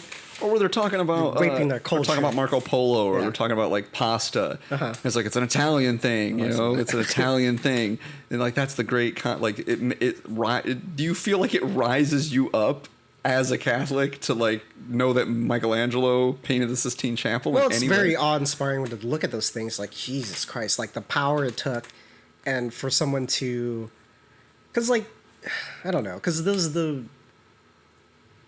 looking like a great piece of art and just knowing the reason why they did it, just for kind of almost to praise God, see the great works of people by the hands of man, to be inspired by, to make something of that nature. Yeah, but the thing is that's odd. Is, like, independent of the actuality of it, which Michelangelo. Because those pieces of art are supposed to inspire, right? Yes, but Michelangelo was one of the first artists, or the first artist to, like, from a historic standpoint, have the audacity to say that this is not God working through me. Mm-hmm. I created this. Yeah. I am great, right? Which is part of his beef with the fucking Pope. The Pope was like, "There's God working through you," and he was like, "The fuck it ain't, dude." But these dollar bills are paying those hands, bro. Right. I mean, because his argument essentially could be, "But you're the vicar of Christ on earth. Mm-hmm. You're the epitome of the most holy person that could possibly exist. Why can't you do this?" Mm-hmm. Because it turns out it's not your holiness that commands you. It's me. It's me and my talent. Mm-hmm. But I'm just saying, like, you have Michelangelo in your camp if you're Catholic. Mm-hmm. Does it make you feel better about being Catholic? He's the best. Does it make you feel better about being Filipino because Manny Pacquiao is Filipino? Yeah. It does? It's inspiring. It's inspiring. It's an inspiring story because he came from fucking dirt poor beginnings, dude. Absolutely. And a guy like that, just like seeing, you know, yeah, just it's inspiring to see somebody that comes from, like, the poorest of the poorest parts of that nation and rising up to do that. But is it specifically that he's Filipino? I mean, don't you feel the same way about someone like Tyson or someone like anybody who does that is admirable? To me, it wouldn't, like, I wouldn't feel like, yeah, like Conor McGregor, right? Conor McGregor's great and he's Irish, and I'm Irish. I don't like Conor McGregor because I'm Irish and he's Irish, and it's like, yeah, you're great because you're I don't Irish. like him just because he's, you know, because Manny Pacquiao is Filipino. No. It adds more to it. It's like, yeah, okay. But does it make you feel better about being Filipino? Like, no, does it add? No. It's just like it's just like, we got one dude. It's just something that your culture produced, and that's a good thing, and you should acknowledge it. It's a good thing, but it's not like you wouldn't. The foundation, like all these great things that Catholicism has contributed to the world. Mm-hmm. Ergo, Catholicism is better than other religions. Ergo, Catholicism is right. The best. It's like that doesn't follow logically at all. Dunks on it. They should just, instead of, like, you know, Adam touching God's finger, should be just, like, dunking over somebody. He's like over Muhammad. It's like Jesus with, like, these hoes. Yeah. It's my virginity. These hoes. Me. That's like the best fucking meme ever. That's so good. Should figure out a way to put up memes on the screen when we're talking. Also, I'll pop it up right now. You're not gonna do that. Yeah, I am. Okay. Also, did you know that strawberries, raspberries, and blackberries? I was thinking about this because I was talking about cigars having a, quote, dark berry flavor, which you smoke cigars, you know what that means, right? Yeah. Blackberry, mulberry, raspberry, blueberry, strawberry. Sure. It's a dark berry flavor. It's kind of an amalgam of all. Stone fruit. There you go. And so I had said that to somebody, it's got like a dark berry flavor, and he was like, "What are dark berries?" And I was like enumerating them, and he was like, okay, yeah, okay. For some reason, he didn't hear berry like Berries. He heard like dark berry, like one word. It's an actual fruit. Like, this is a dark berry. Here, a dark have berry, this. yeah. And he's like, I didn't hear that. And I was like, interestingly enough, those berries aren't berries at all. Yeah, I didn't know that when I saw that. I was like, oh, okay. Yeah, but watermelons, kiwis, and bananas, right? Is that what I wrote? Yeah, bananas are berries. I think they put avocado. I was like, avocado is a berry? I thought I read that. Oh, no, avocados are not berries. Although they might be. I don't know. I don't know what they are. It might be berries. But anyway, no, I don't know. What makes a berry, then? What classifies something as a berry? Because it says it in the name, bro. I know. So why would they? I used to know this, and I'm not as versed. Like, koala bears aren't bears? They are not. I know they're not. They're marsupials. But the only reason I was wondering if like avocado is that I think it has something to do with having a single seed. Is that the thing that makes berries berries? A single seed? No, because a watermelon has a watermelon doesn't. lots of but seeds. It's supposed to. What is it?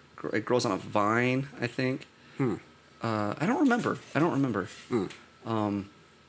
I shouldn't remember the artifacts of knowledge without remembering the mechanism of that knowledge.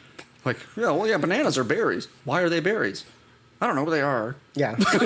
Trust me, they are. I just have like an artifact of knowledge, but not the actual engine that drives that knowledge. Yeah. That's a bad thing. I'll do more research in the future.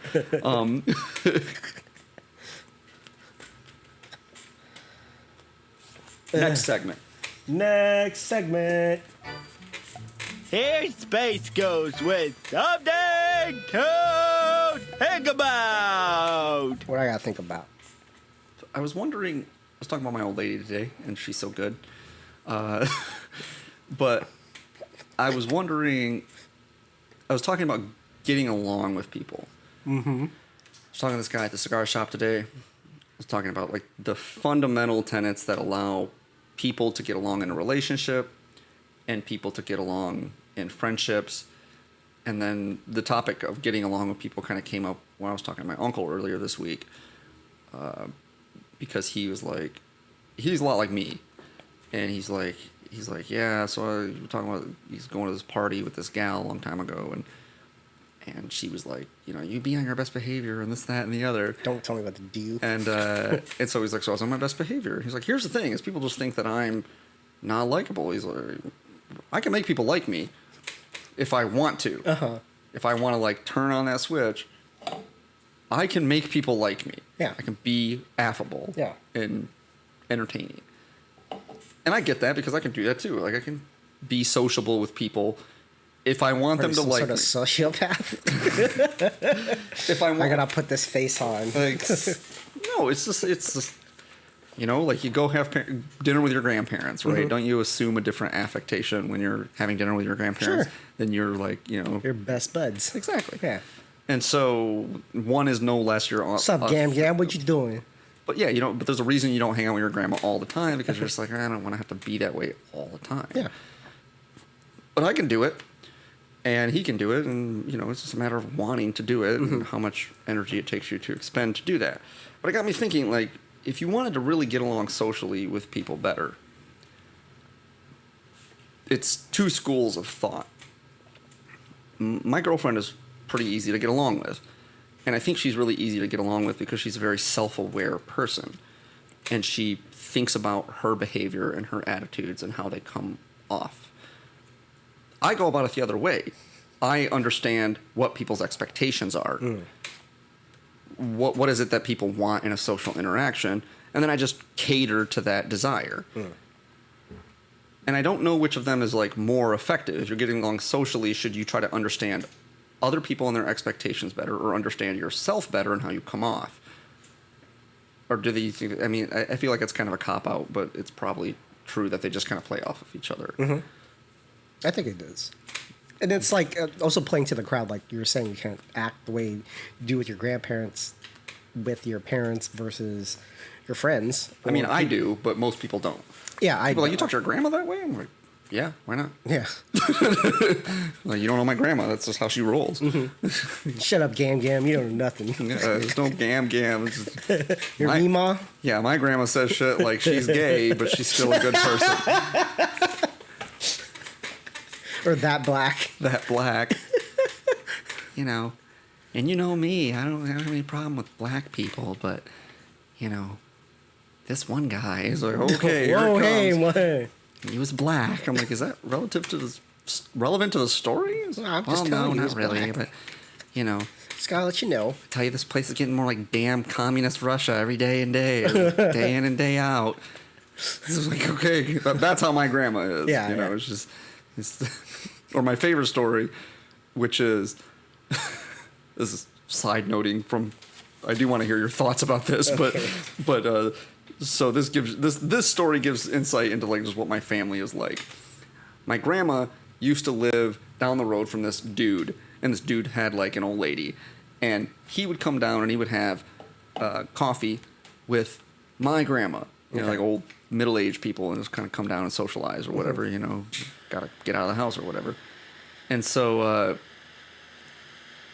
one day the old lady comes down and she's yelling up a storm in the yard or whatever, because that's how people deal with their problems where I'm from, is they just scream at the house until you come out and pay attention to them. And so she comes out, and my grandma's like, she's like, you know, I tried to talk some sense into her and tell her, you know, I don't know why she thought anything was going on, but, you know, there's just not anything going on. And she was like, no, you don't understand, Mary. I love you. You know, I'm in love with you.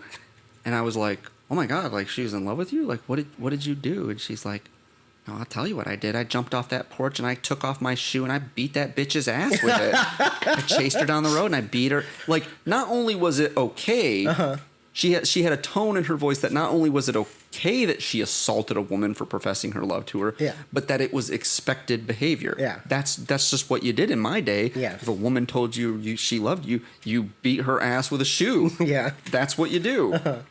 And I was like, okay, Grandma, thank you for sharing that story.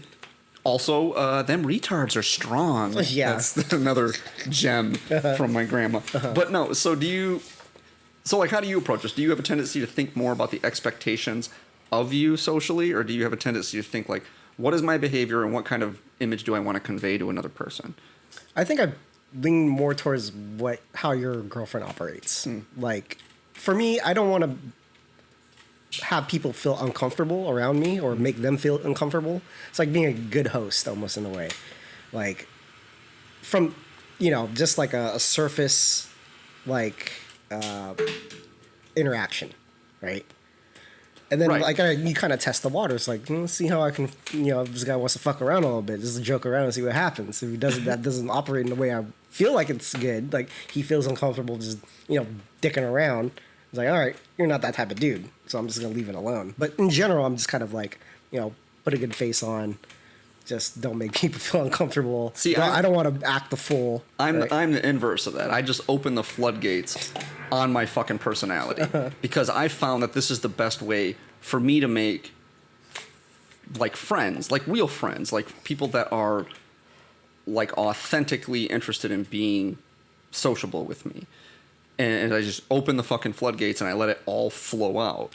And then people will latch on it, because people like you will just latch on to, like, I mean, not like in a clingy way, but you'll like, surely you notice, like, you're like, you didn't have to send out any feelers, right? Like, because I just flooded it over you, and you're like, and you just make a decision, like, I either like this guy, I like his cut of his jib or whatever, and like, so it's cool, we can be cool. And so that's how I generally operate. And when I'm trying to be sociable, like when I'm putting my best foot forward, then I have a tendency to think about other people. Like, I think about what it is they expect of me, and that's just to be sociable and get along. But from my experience, that doesn't earn me any friends. It just earns me, like, people that approve of me. And generally speaking, that's like a facade that I have to maintain. And I'm not much interested in that, because I'm not much interested in having a lot of superficial relationships with people. I'm interested in having people that you want to be friends with. And so I just kind of just like, it's like the personality equivalent is whipping my dick out and just being like, that's what I got to offer. Ladies, any takers, Check out this hammer. Yeah. and so some ladies will be like, oh, I'll take some of that, and that's what dudes do. They're like, oh, I like that dude.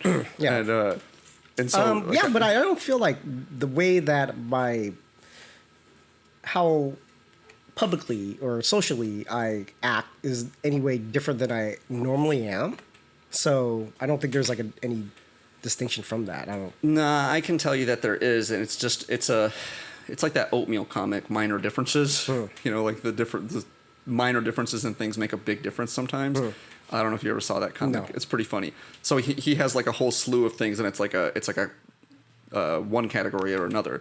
So one of them is like woman wearing nothing but a shirt, and it's like cute, playful, flirty, and she's like, she's got like a little dress shirt on, and she's like, and it's like dude wearing nothing but a shirt, creepy, aggressive, and he's like, it's like his dick is hanging out. It's like just that's a minor difference between a guy and a gal, but it's like the behavior's the same, and it just doesn't look as good on a guy. Yeah, and so I think that those minor differences. But do you feel that, like, for me, when you see me interact with other people, do you think that's a facade on my part that I'm putting up? I think you're more reserved about showing your true self to people. I think it's more of a curated thing. Like you're not as invested in an interaction with someone. But when I hear the perceptions of you, like the reflections that I get back from other people, and like it's like, why would you think that? It's like, what's funny to me. Have I ever said anything like that before? It's funny when people tell me things about you, like I don't fucking know. Here's the thing about Mikey. It's like, oh yeah, tell me about Mikey. How much you hang out with Mikey? Like you just gonna lay some knowledge on me? Hang out with a guy like every. Lay some truth bombs on this bitch. Yeah, it's like whoa. It's like here's the thing about your girlfriend, man. You don't know, but let me tell you. It's like, you fucking kidding me? And sometimes people will tell me stuff, and it's just like way off. It's like not accurate.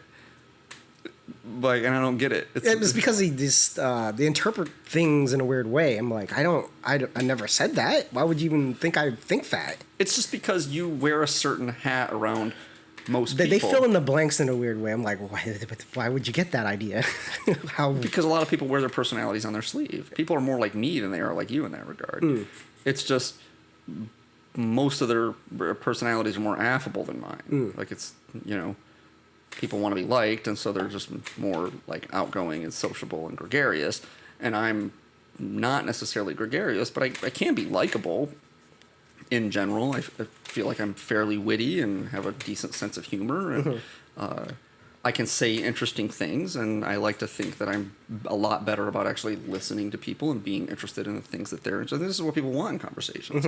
But if you don't give them anything, they just kind of bounce that ball off the wall. And I think you give people less than I give them.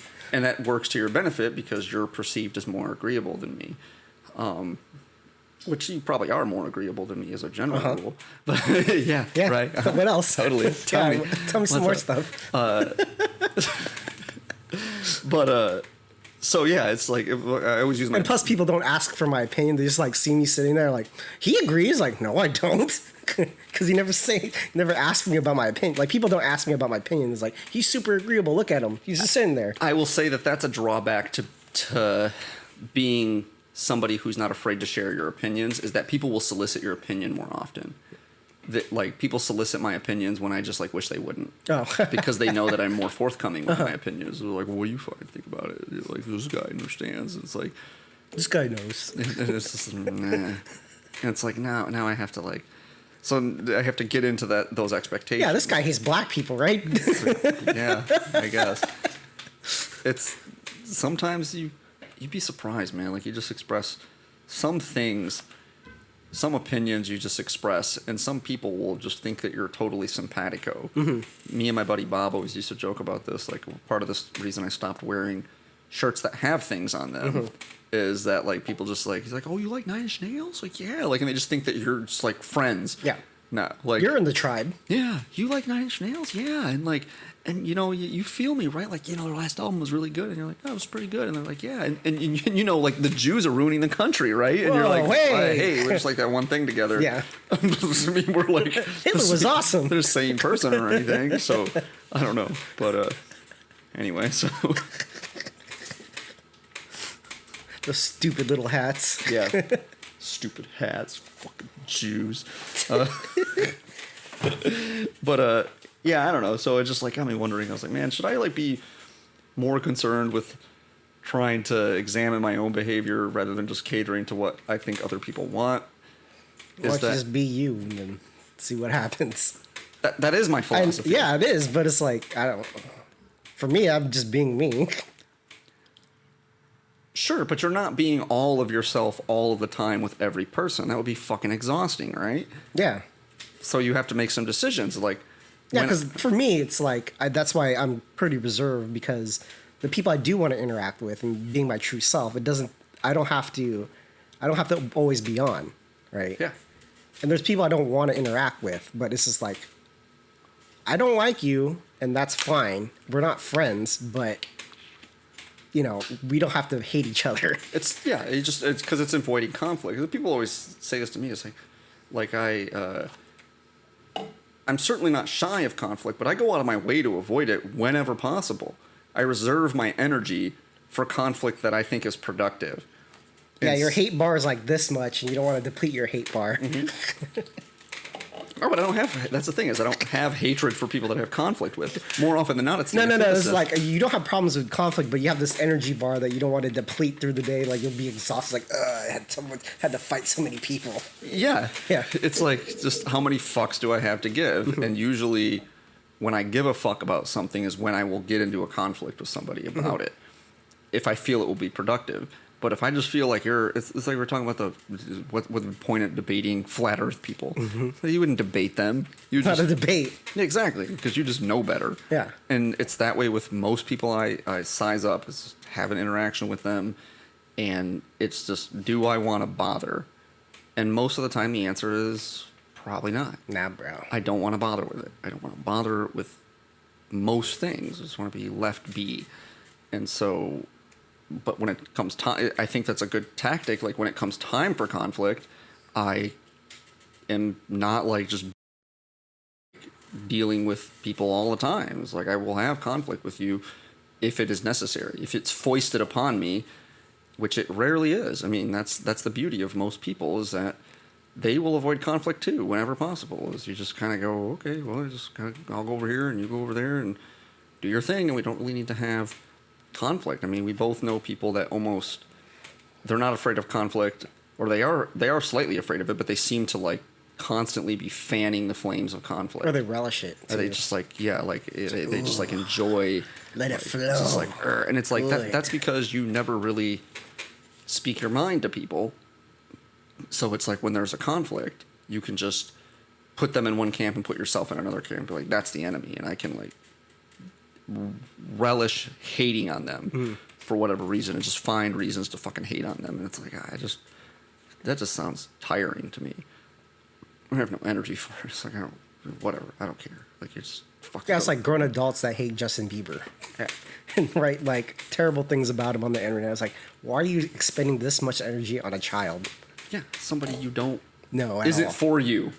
Like, No. his music's not for you. No. His whole personality's not for you. Why do you care? It's like, okay, like I don't have any interest in his music either. Yeah. But it doesn't like irritate me that he exists. Yeah. It's not like he's doing harm to the world in like some vague sense of the way, like where you could argue like something that isn't for you. BET is my example. I think BET is detrimental to black culture in general. I think it reinforces like some just very bad things that are not good. So I could see that being irritated that exists, but that's like a surface level thing. You know, well, it's not going to bother me anyway. yeah, it's just like I think it's disgusting. I stay away from it. Yeah. But yeah, The one example I ever saw, like cigar wise, this guy was just a fucking troll. Like he just wanted to get in a conflict with everybody. This guy came in twice to the shop, and he ended up coming to an event. It was for Hoya, Nicaragua, or Drew State. I forgot which. And he just had this fucking thing about Rocky Patel. He fucking hated his guts. It was just a cigar smoker. He wasn't a rep. He didn't work in the industry. The guy or his cigars? I can get on board with hating his cigars. They're pretty I don't know gross, what but- his deal was. He just like he's like, I can't understand why Rocky Patel is like the #1 cigar label next to this, and he's making so much this and this and this. Is like, why do you care? Like, why do you care so much? Yeah. Like, if you don't like a cigar, don't smoke it. That's fine. Yeah. And Fucking McDonald's sells the most hamburgers. Fucking It's fucking bullshit. McDonald's isn't even that good. Yeah. Don't fucking eat there then. yeah, I don't know why he's griping about it. And he was like talking to the reps like, I don't understand. You know, you're better than this and this, and griping about it. Is like, dude, just calm down. No one cares. You're the only person that cares. I think it's just tribalism, I think. I Yeah. think that's a manifestation of tribalism. It's just you want to like put yourself in a camp opposite of someone else. So you can it's the same phenomenon that happens with sports. And Like the hipsters of cigars or hipsters of sports. yeah, sports are just more bro-y, but people do that too. I fucking hate the Patriots. Do you know anyone on the Patriots? Like, what are they ever No, fucking but they beat my team that one year. Oh, wow, that's unfortunate. It's cool. You know, That team that has none of the players that beat your team from that year. I would imagine people feel the same way about Conor McGregor, just because his public persona is very outspoken, and so they just like don't like him based on that public persona. But it's like, but he's a fighter, right? Aren't we supposed to be judging him on the merits of his abilities as a fighter? Which you can't deny that he's a really good fighter. You can't. And if anything, that's probably what gives rise to that personality, is that he's got an ego, and if he didn't think he was great, he probably wouldn't talk with such bravado all the time. Well, there's some people that do that and get their ass beat. And it's like, all right. And then they probably stop doing that. They probably stop talking shit like that, don't they? Sometimes. Not all the time. But yeah. Well, that you just look like a fool then, don't you? But But it's a very interesting thing with Conor McGregor. Like, looking at his rise to fame and all that stuff, he just kind of willed it with his mouth and his fighting skills. And it's like you've never seen that in MMA, especially combat sports for sure, like boxing. You did see that, but a young of the sport as MMA, seeing a guy come out of nowhere in 5 years making a fight purse of $100 million is fucking insane. yeah, Yeah, this is weird. fighting a guy that's not an MMA fighter. Yeah, weird. Yeah, Speaking of boxing, I think we're jumping ahead, but sure. Why don't we jump ahead? yeah, brah, Roy Jones Jr. versus Mike Tyson. The real Roy Jones. There's no way you can go wrong. No, It's the thing is though is but the thing is, like, you might give a leg up on Roy Jones because he fought a little bit more recent than Tyson has. but he's also not a heavyweight, That's true. which means he had to put on some weight. And the thing that Roy Jones has going for him is that he is fucking fast. Yeah. I mean, I don't know that your weight would affect your hands. What I think the interesting confluence is Tyson hasn't fought in years. Yeah. But like in his prime, Tyson's defense was second to none. Like historically, he had some of the best defense ever, and I think that loses. I don't know. Roy Jones had like 0 hits on him in the CompuBox, first time and only time in history. A guy never hit him in a round. That's pretty impressive defense too. Willie Pep once won a round where he didn't throw a punch, Oh really? or allegedly didn't throw a punch. He won a round. Just in a like the guy championship. fell on the floor. He's like, oh, look at that. Well, but he's arguably he's in the discussion for pound greatest too, and Roy Jones is in that discussion. But you have in the heavyweight division probably certainly the top 3 or 4 best defense. It gets overshadowed by his punching power and his explosiveness, but before I would say before he lost the heavyweight championship. I would say even after, probably before he went to prison. Before he went to prison, I would say that tenure up in his career, Tyson's defense was just fucking. My defense is impregnable. It's impregnable, Yeah. which is a good descriptor of his defensive abilities. And then you have that paired with arguably like maybe the fastest hands in boxing ever. Boxing hands are already fast, but like fast hands in boxing. Like, to say that Roy Jones Jr. has probably the fastest hands, the fastest punching ability, Yeah. in boxing, maybe ever. Awkward too. And Those punches really awkward. Yeah, just awkward and like just hard to. I mean, that was. Doesn't he even throw a straight jab at all. He just like paws it at you. He doesn't really throw jabs. That's No. his hands are so fast. He Yeah. just comes out of the box with fucking like hooks and right crosses, Yeah. and it's just like. And it's Look, like, this fight's gonna be crazy. yeah, it's gonna be. It's an exhibition, but I think they're just gonna go fucking at it, dude. Yeah, and my buddy Matt was like, "It's funny to hear all the shit Roy Jones has been saying." I'm like, "Is he talking shit?" And he's like, "No, but he's like, you know, if I can go the distance, then I might have a shot." I'm like, "Dude, he has a fucking shot either way. It's fucking Roy Jones Jr." Yeah. I think He's no Michael B. Jordan, but yeah. I would argue that actually the longer the fight goes, probably the more it actually might benefit Roy Jones because Yes. he's, he's not a heavyweight, and so he might not have that endurance. But it's only 8 rounds, not 12. But he's more of a structured fighter than Tyson. He'll pace himself. Not structured is not the word I'm looking for, but a tactical boxer. Tyson is just like a dog off a leash usually. He's just like, I'm gonna hit you till you fall down. right, he just comes in, it's like, you can't hit me, and I'm just gonna come in and I'm gonna fuck you up. But yeah, I mean, I would imagine that part of the reason that fighting Roy Jones Jr. has always been a problem for people is that how do you get a sparring partner that mimics his style? Yeah. I mean, it's like that style like is predicated on a high degree of athleticism and a ludicrously level of hand speed to not even like seemingly not defend yourself, and then throw punches from weird angles and shit. It's like, how do you get somebody that can replicate that so that you know what it's like to fight him? It's like, you really can't. You don't know what it's like to fight him until you fight him. Yeah. And that's very, very difficult. It's not like a real orthodox paint by numbers fighter like Klitschko. It was like Klitschko's just like everything of an orthodox fundamentals fighter turned up to 11. He's big, he's really strong, he's got an incredibly strong jab, and he's just your prototypical outside fighter. And so you plan for that, just amped up to 11. But like, I don't know how you deal with somebody like Roy Jones. It's like, pound for pound, probably like, I mean, at the very least in the top 7 or 8 pound for pound fighters of all time. And then you got, Tyson, if his power's still there and his explosiveness. Last thing to go. And he's been, George Foreman proved that, right? Yeah. Like, it's the last thing to fucking go. Yeah, my only worry is like the gas tank on Tyson.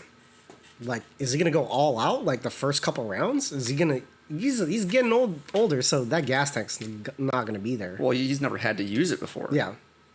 I mean, Tyson was notorious for fucking like 3 rounds, maybe, and usually in the first round. Yeah. I mean, it was first 28 fights, like 25 of them were knocks outs in like the first round. It's like just fucking destroying people. He's never had to go the distance, and every time he did was later in his career when it's like, dude, you can't burn that fast up at somebody, just bull charge toward him with punching. A fighter like Lennox Lewis or like Evander Holyfield, you better have your defense on point. And he just became a headhunter. But it looks like, Yeah, he went away from going to the body and just going to the head. It was that just builds up to the head. That's what he was. Yeah, he was known for like his great body work and his great defense, and those fundamentals are what allowed him to get that those great knockout real punches. Is like you come in and you just chop somebody fucking down and you wear them out, because they're trying to deal with you swarming all over them, and they're throwing all these punches that aren't connecting. You're working their body, and then you just come up and just roll through them with a couple of hooks to the head, and they're done. But a fighter as seasoned as Roy Jones isn't going to fucking have any of that. He's not going to. I'm pretty sure he watched a ton of tapes on Tyson, and Yeah. Tyson did the same to Roy. Well, that's the thing is even somebody who's a casual observer of boxing has probably watched a lot of tape on Tyson. Yeah. You just watch his highlight reel shit. It's only like 10 minutes. Yeah. So this is the first 10 fights you can get through in like a half an hour. Yeah. So yeah, I'm pretty pumped about it, and That's the best opponent you can get. I couldn't even think of a better matchup. well, you think who I don't know. who is like in their age group that's still like in shape enough? Who? Like fucking nobody. I mean, they're basically the same age. They're 51 and 54, I think, and a close approximation in weight class. I think Roy Jones. I think the heaviest he ever fought at was he did fight at heavyweight, didn't he? light heavyweight. Oh, light heavyweight. But yeah, he had championships in 4 weight divisions. He's the only fighter to ever go from middleweight to light heavyweight and hold belts in all 4 of those weight classes, which is why he's in the conversation for pound for pound, like one of the best. And like I said, Willie Pep is probably up there too, but he's largely, into obscurity at this point because he's been dead for a long time. But yeah, so it's like, yeah, I couldn't think of like 2 heyday fighters like as Yeah. back and like still and fucking Still enough juice in them where it's going to be an interesting fight. yeah. And Roy Jones was still fighting pro until like 2018 or some shit. Yeah. In Russia. yeah, He's he's a Russian citizen. Yeah, he's just rolling through people in the fucking Soviet bloc. Want to fight Michael B. Jordan for fun? Yeah. Sign the paper, man. Sign it. I got signed already. I'll be curious. I want to hear the first reaction after the Roy Jones Jr. Tyson fight. I want the first reaction to be from Michael B. Jordan. Is you still fight Roy Jones Jr.? Oh. Yeah, I was just kidding, man. You still think you could not even like have a chance? Do you think you could still what anyone would call fight him? No. Do you think that you could step in the ring and like not die within like 90 seconds? Because my money's on no. Yeah. My money is on. But I think though they have to fight with headgear, right? What? The Tyson, real Roy Jones. No, they're no headgear. I think they're gonna put heavier gloves on. Okay, I thought I knew they had heavier gloves, but I wasn't sure if they had to have headgear. No, they didn't want headgear. Okay. Yeah, that was the first thing they wanted, no headgear, and then now the discussion is like how heavy do you want the gloves? Yeah. I don't think it's gonna matter.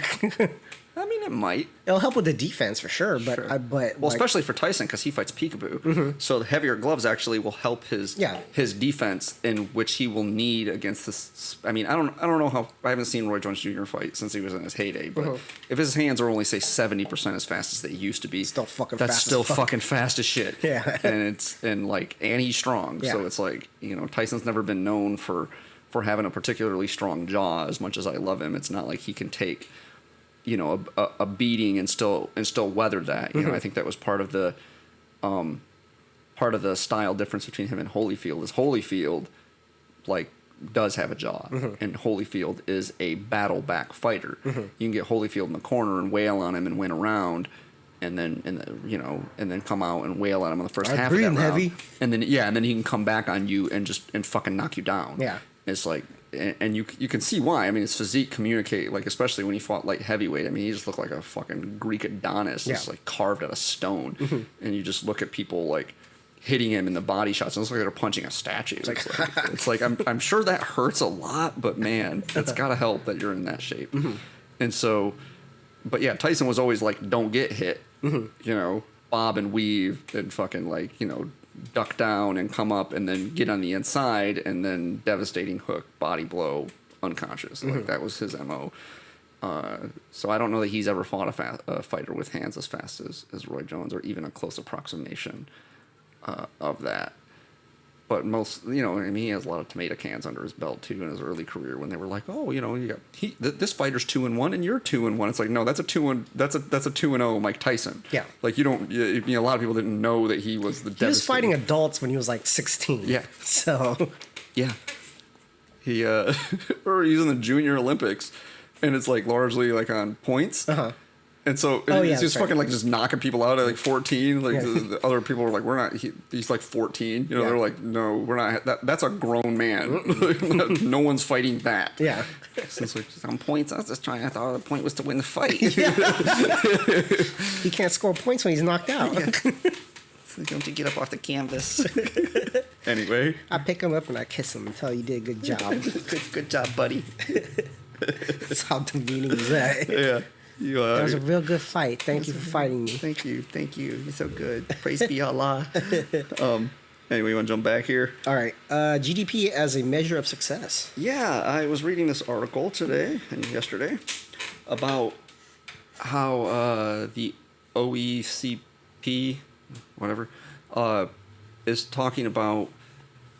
The article was predicated on the assumption that we need to stop looking at GDP as a good indicator for how good the economy is doing. Or people looking at the stock market as the economy, which is not. Well, that's kind of tied to it. Yeah. The writer details how this committee that he was on is coming up with something that's like they call a dashboard. And there's like a dashboard would be for like each country and the things that its citizenry cares about.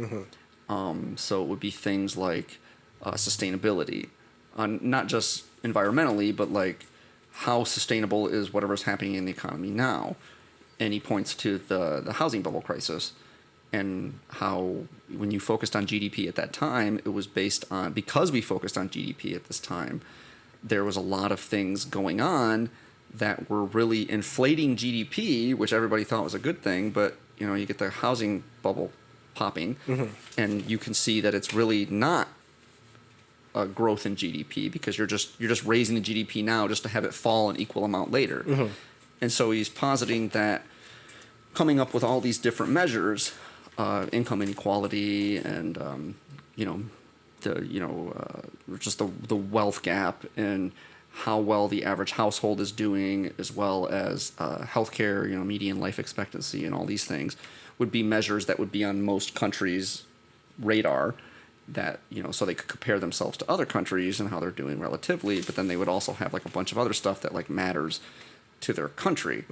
And it was pretty interesting, illustrating why this is like a bad measure of economic success and how it kind of got to be this measure of economic success, which initially when it was developed, it was not developed with that in mind. But then at some point throughout the early 20th century, or mid 20th century, I guess, when it was developed, it just started becoming the litmus test for how the economy is doing. And if the economy is good, then everything is good. Yeah. And he's like, this is a really bad way to think about it. I don't know how we ever got like in the habit of doing that, but we start to see rolling out of like a different way to assess like progress in a country, not just economic success, but what is that success getting us?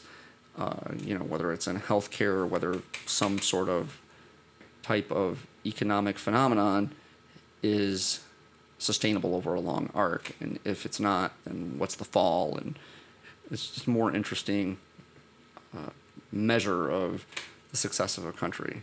And I just thought it was really interesting. I had heard that before, and it seems so like intuitive that you would think like, yeah, why haven't we been doing this for much longer than we have? We're not even really doing that now, and so we're just kind of fumbling around, like just encouraging super rich people to do things that ultimately boost GDP, but aren't really good for anything other than that. And if that's all it's good for, then what the fuck is it even doing?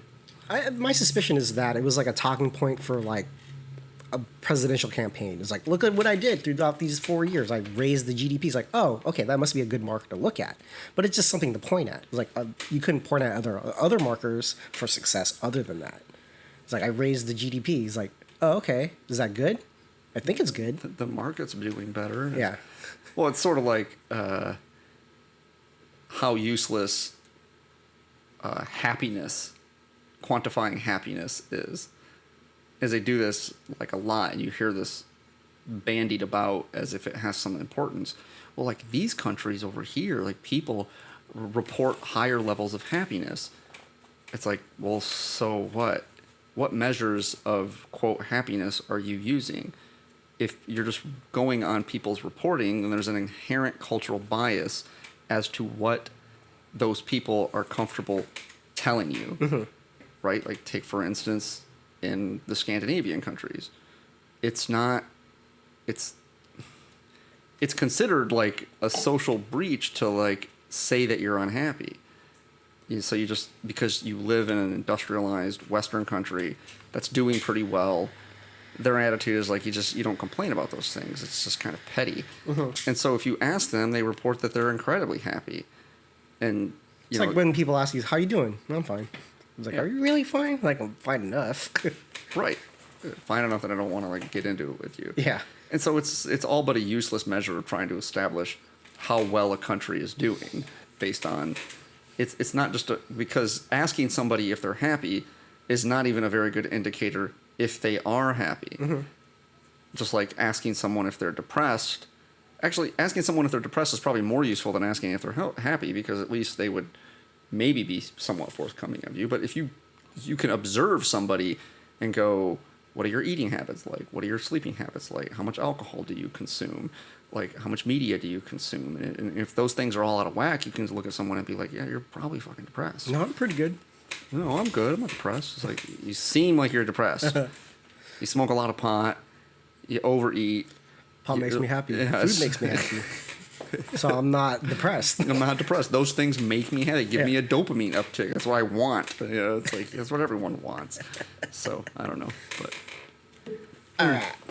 What else? are we running on time? Because I really want to get to woke Smithsonian. That's the last one. Yeah. All right, and then UFOs are real too. Apparently. Did you read this? Well, I saw the headline. I didn't deep dive into the article, but yeah. It's no, it's interesting. We'll get to that, but I want to tell you this thing that the Smithsonian recently released. We are the wokest we've ever been. Yes, actually, that might as well be the headline. Oh yeah. I'm not kidding. You're gonna fucking shit bricks, or at least I hope you're gonna shit bricks. That's not possible. Yeah. Bricks are made of other stuff than biological. Headline is, in Smithsonian race guidelines, rational thinking and hard work are, quote, white values. Uh-huh. Okay? So this is a list of things. They had to take this down because of the fucking backlash. I don't want to watch the video, okay? Fuck you, Newsweek. Yeah, you do. So I won't bore you with the entire article so much as these things are associated with white culture. And the Smithsonian is telling you that you need to be aware that they're associated with white culture. Presume they don't really come right out and say, but it's tied to this notion of white privilege. Here are some things. You should change the name of the Smithsonian. I don't like that name. Rugged individualism. The individual is the primary unit. Self-reliance. Independence on autonomy and highly valued and rewarded. Individual assumed to be control of their environment. That sounds like some white shit. You get what you deserve. An emphasis on the scientific method. Objective, rational, linear thinking are white things. Yeah. Cause and effect relationships are white. White as shit. Quantitative emphasis is a white concept. Super white. Protestant work ethic.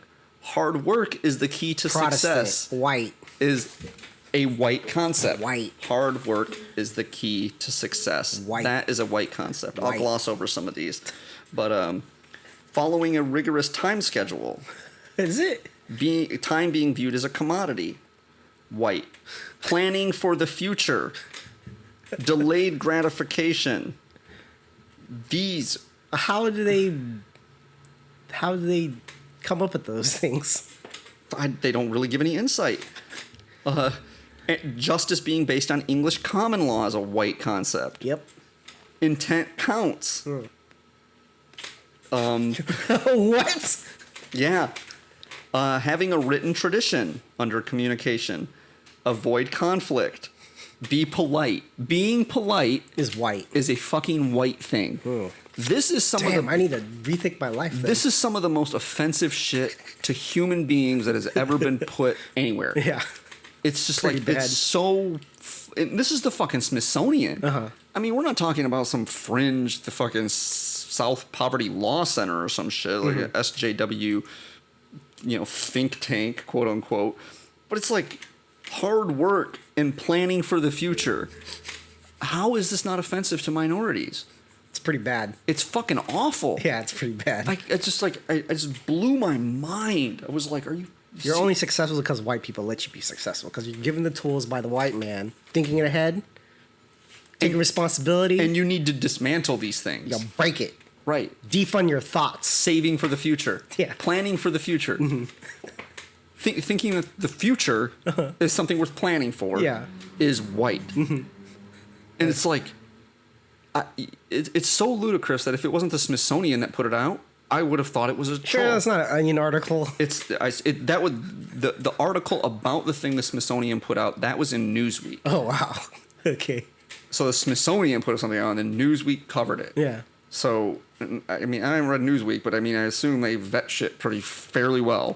And so, like, I was in awe. I was like, how is there not, like, rioting in the fucking streets of how fucking insane this is? not like white people. I mean, I guess, I'd be offended as a white person, but as a minority, being told that these things that are just good, practical things, work hard, plan for the future, be nice to people.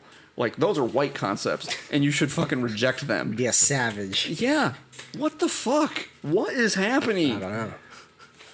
I don't know. I just, like, I don't really have a lot of editorializing about it other than this is fucking crazy, and just reading the litany of shit that is... And where did, like, I'm trying to, like you said, they don't list why those are white things, and I don't... It's just, yeah, I mean, the article probably, like, as section Smithsonian declares objective, rational, linear thinking, hard work before play, various other valuable aspects, and assumption of whiteness. I don't know, my grandparents, like, think of the future, You can't always think in the present. It's like, you're being white. Leave me alone, Grandpa. Yeah. White dominant culture or whiteness refers to the ways white people and their traditions, attitudes, and ways of life have been normalized over TM? I think it means time. Over time, copy editor, Newsweek, and are now considered standard practices in the United States, the introduction to this section reads. And since white people still hold most of the institutional power in America, we have all internalized some aspects of white culture, including people of color. Yeah, well, good. If those things are things that are white and we've internalized them as a culture, well, maybe that explains some of our culture's success. It's like, yeah. Another section that says that white values include steak and potatoes. Bland is best. Bland is best is a white thing. I was having a conversation with Kyle and Chris about that. It's like, just like white people do have bland food. Sure. Well, it's because the food you associate with white people is like Irish and English food. Yeah. And yeah, it's fucking bland. Yeah. It's just boil some potatoes and that's fine. Yeah, it's largely a byproduct of poverty. Salt to spice. It's well, I don't wasn't the whole like spice phenomenon largely a way to like mask otherwise intolerable food or like actually disinfect? I mean, that's the way. That's why you see any countries that are close to the equator, usually they tend to have spicier foods because they couldn't keep meat as long. Yeah. And spicy foods do help. I don't know how much of a degree it does of this, like helping your biome. No, it does. Yeah. It does disinfect your food somewhat, and then also obviously masks the flavor of something that might be slightly off. Mm-hmm. So I get that, like, but yeah. So it's just, you come from here. Have some salted pork. Okay. Not to mention, it's like, areas that are like more fertile ground for growing things. Coffee, tobacco, whatever. That soil is more fertile just because of its location. Mm-hmm. Places like Ireland and England really don't. You can't really grow much other than fucking beets and rutabagas and potatoes. So it's like, well, that's what you got to eat. Have fun on your mud farm. Exactly. But yeah, it's like, man, I couldn't. History and the African American History and Culture Smithsonian Museum. It's like. Did that professor write that? Oh yeah, you have to have gone to college to think of some shit like that. I'm surprised going to college isn't on there. Going to college is a white thing. You're just playing into the white man's hand if you like get an education. That is true. It just reads almost like I wouldn't be surprised if like a far right like racist group put this out.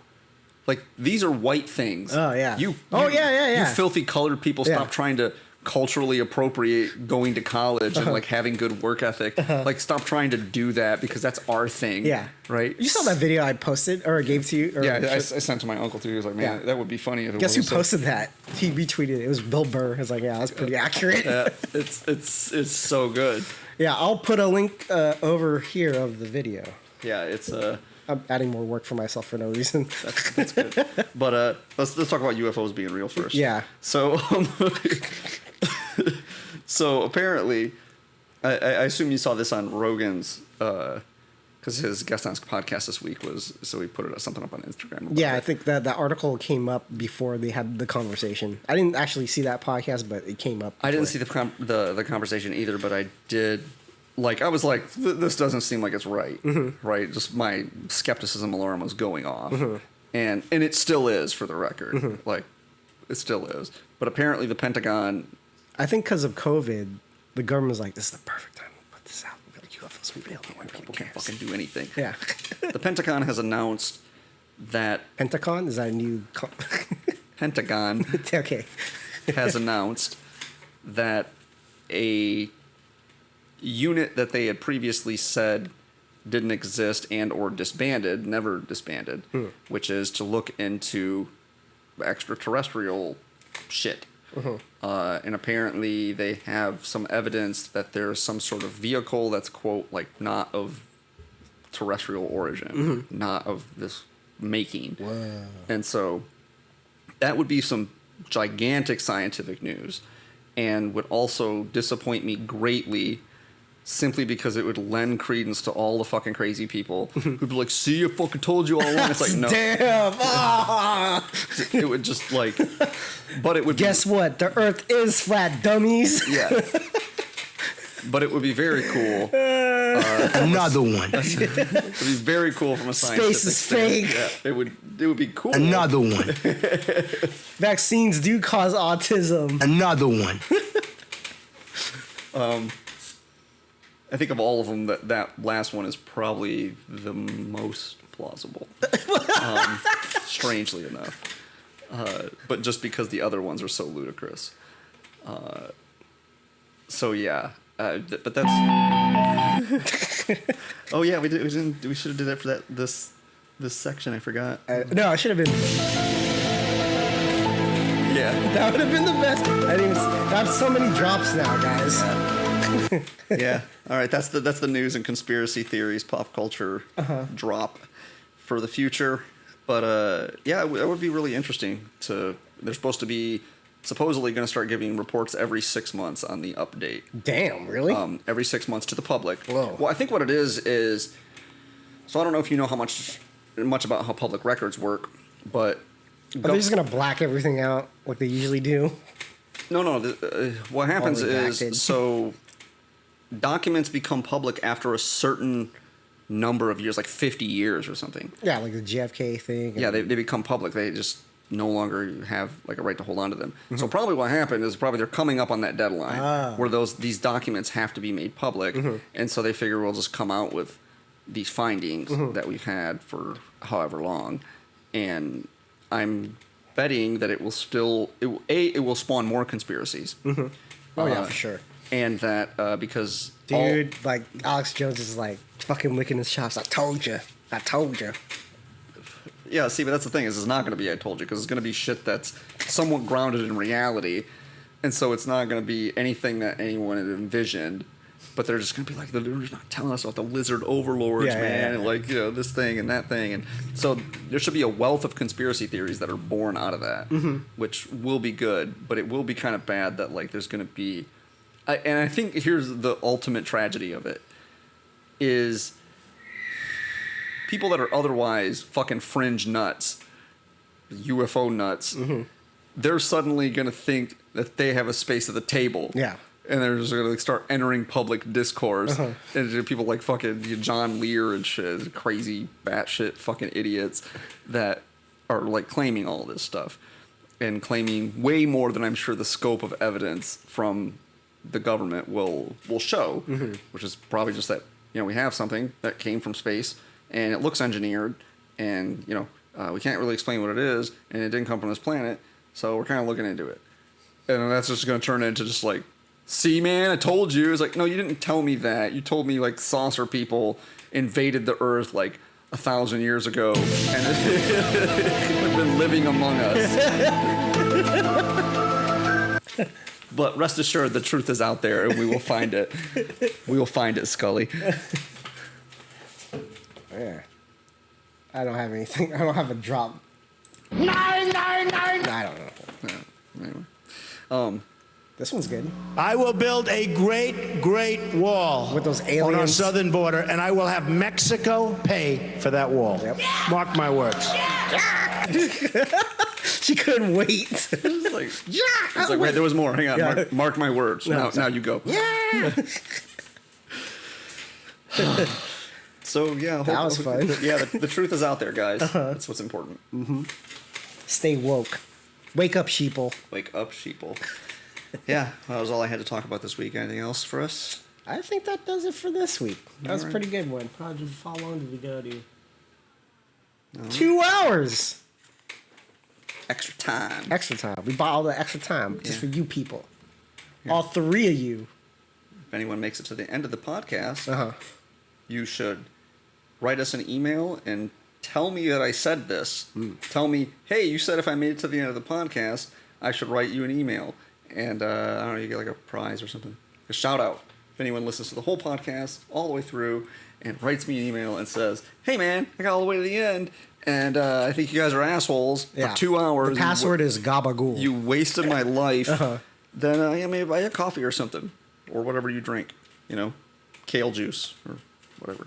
Wheatgrass. Wheatgrass. Wheatgrass. All right. I think that does it for this week. Does it for this week. Don't be a fool. Wash your hands before you eat the gabagool. Do it. Peace. See you guys. Thanks for listening to Mikey and the Press Pass podcast. Consider subscribing. You can rate and review us on iTunes, Spotify, Stitcher, Google Play, and pretty much anywhere where you can listen to podcasts. And you can also write us with any ideas, suggestions, or horrible burning criticism at mikeyandthepresspass@gmail.com. Thank you.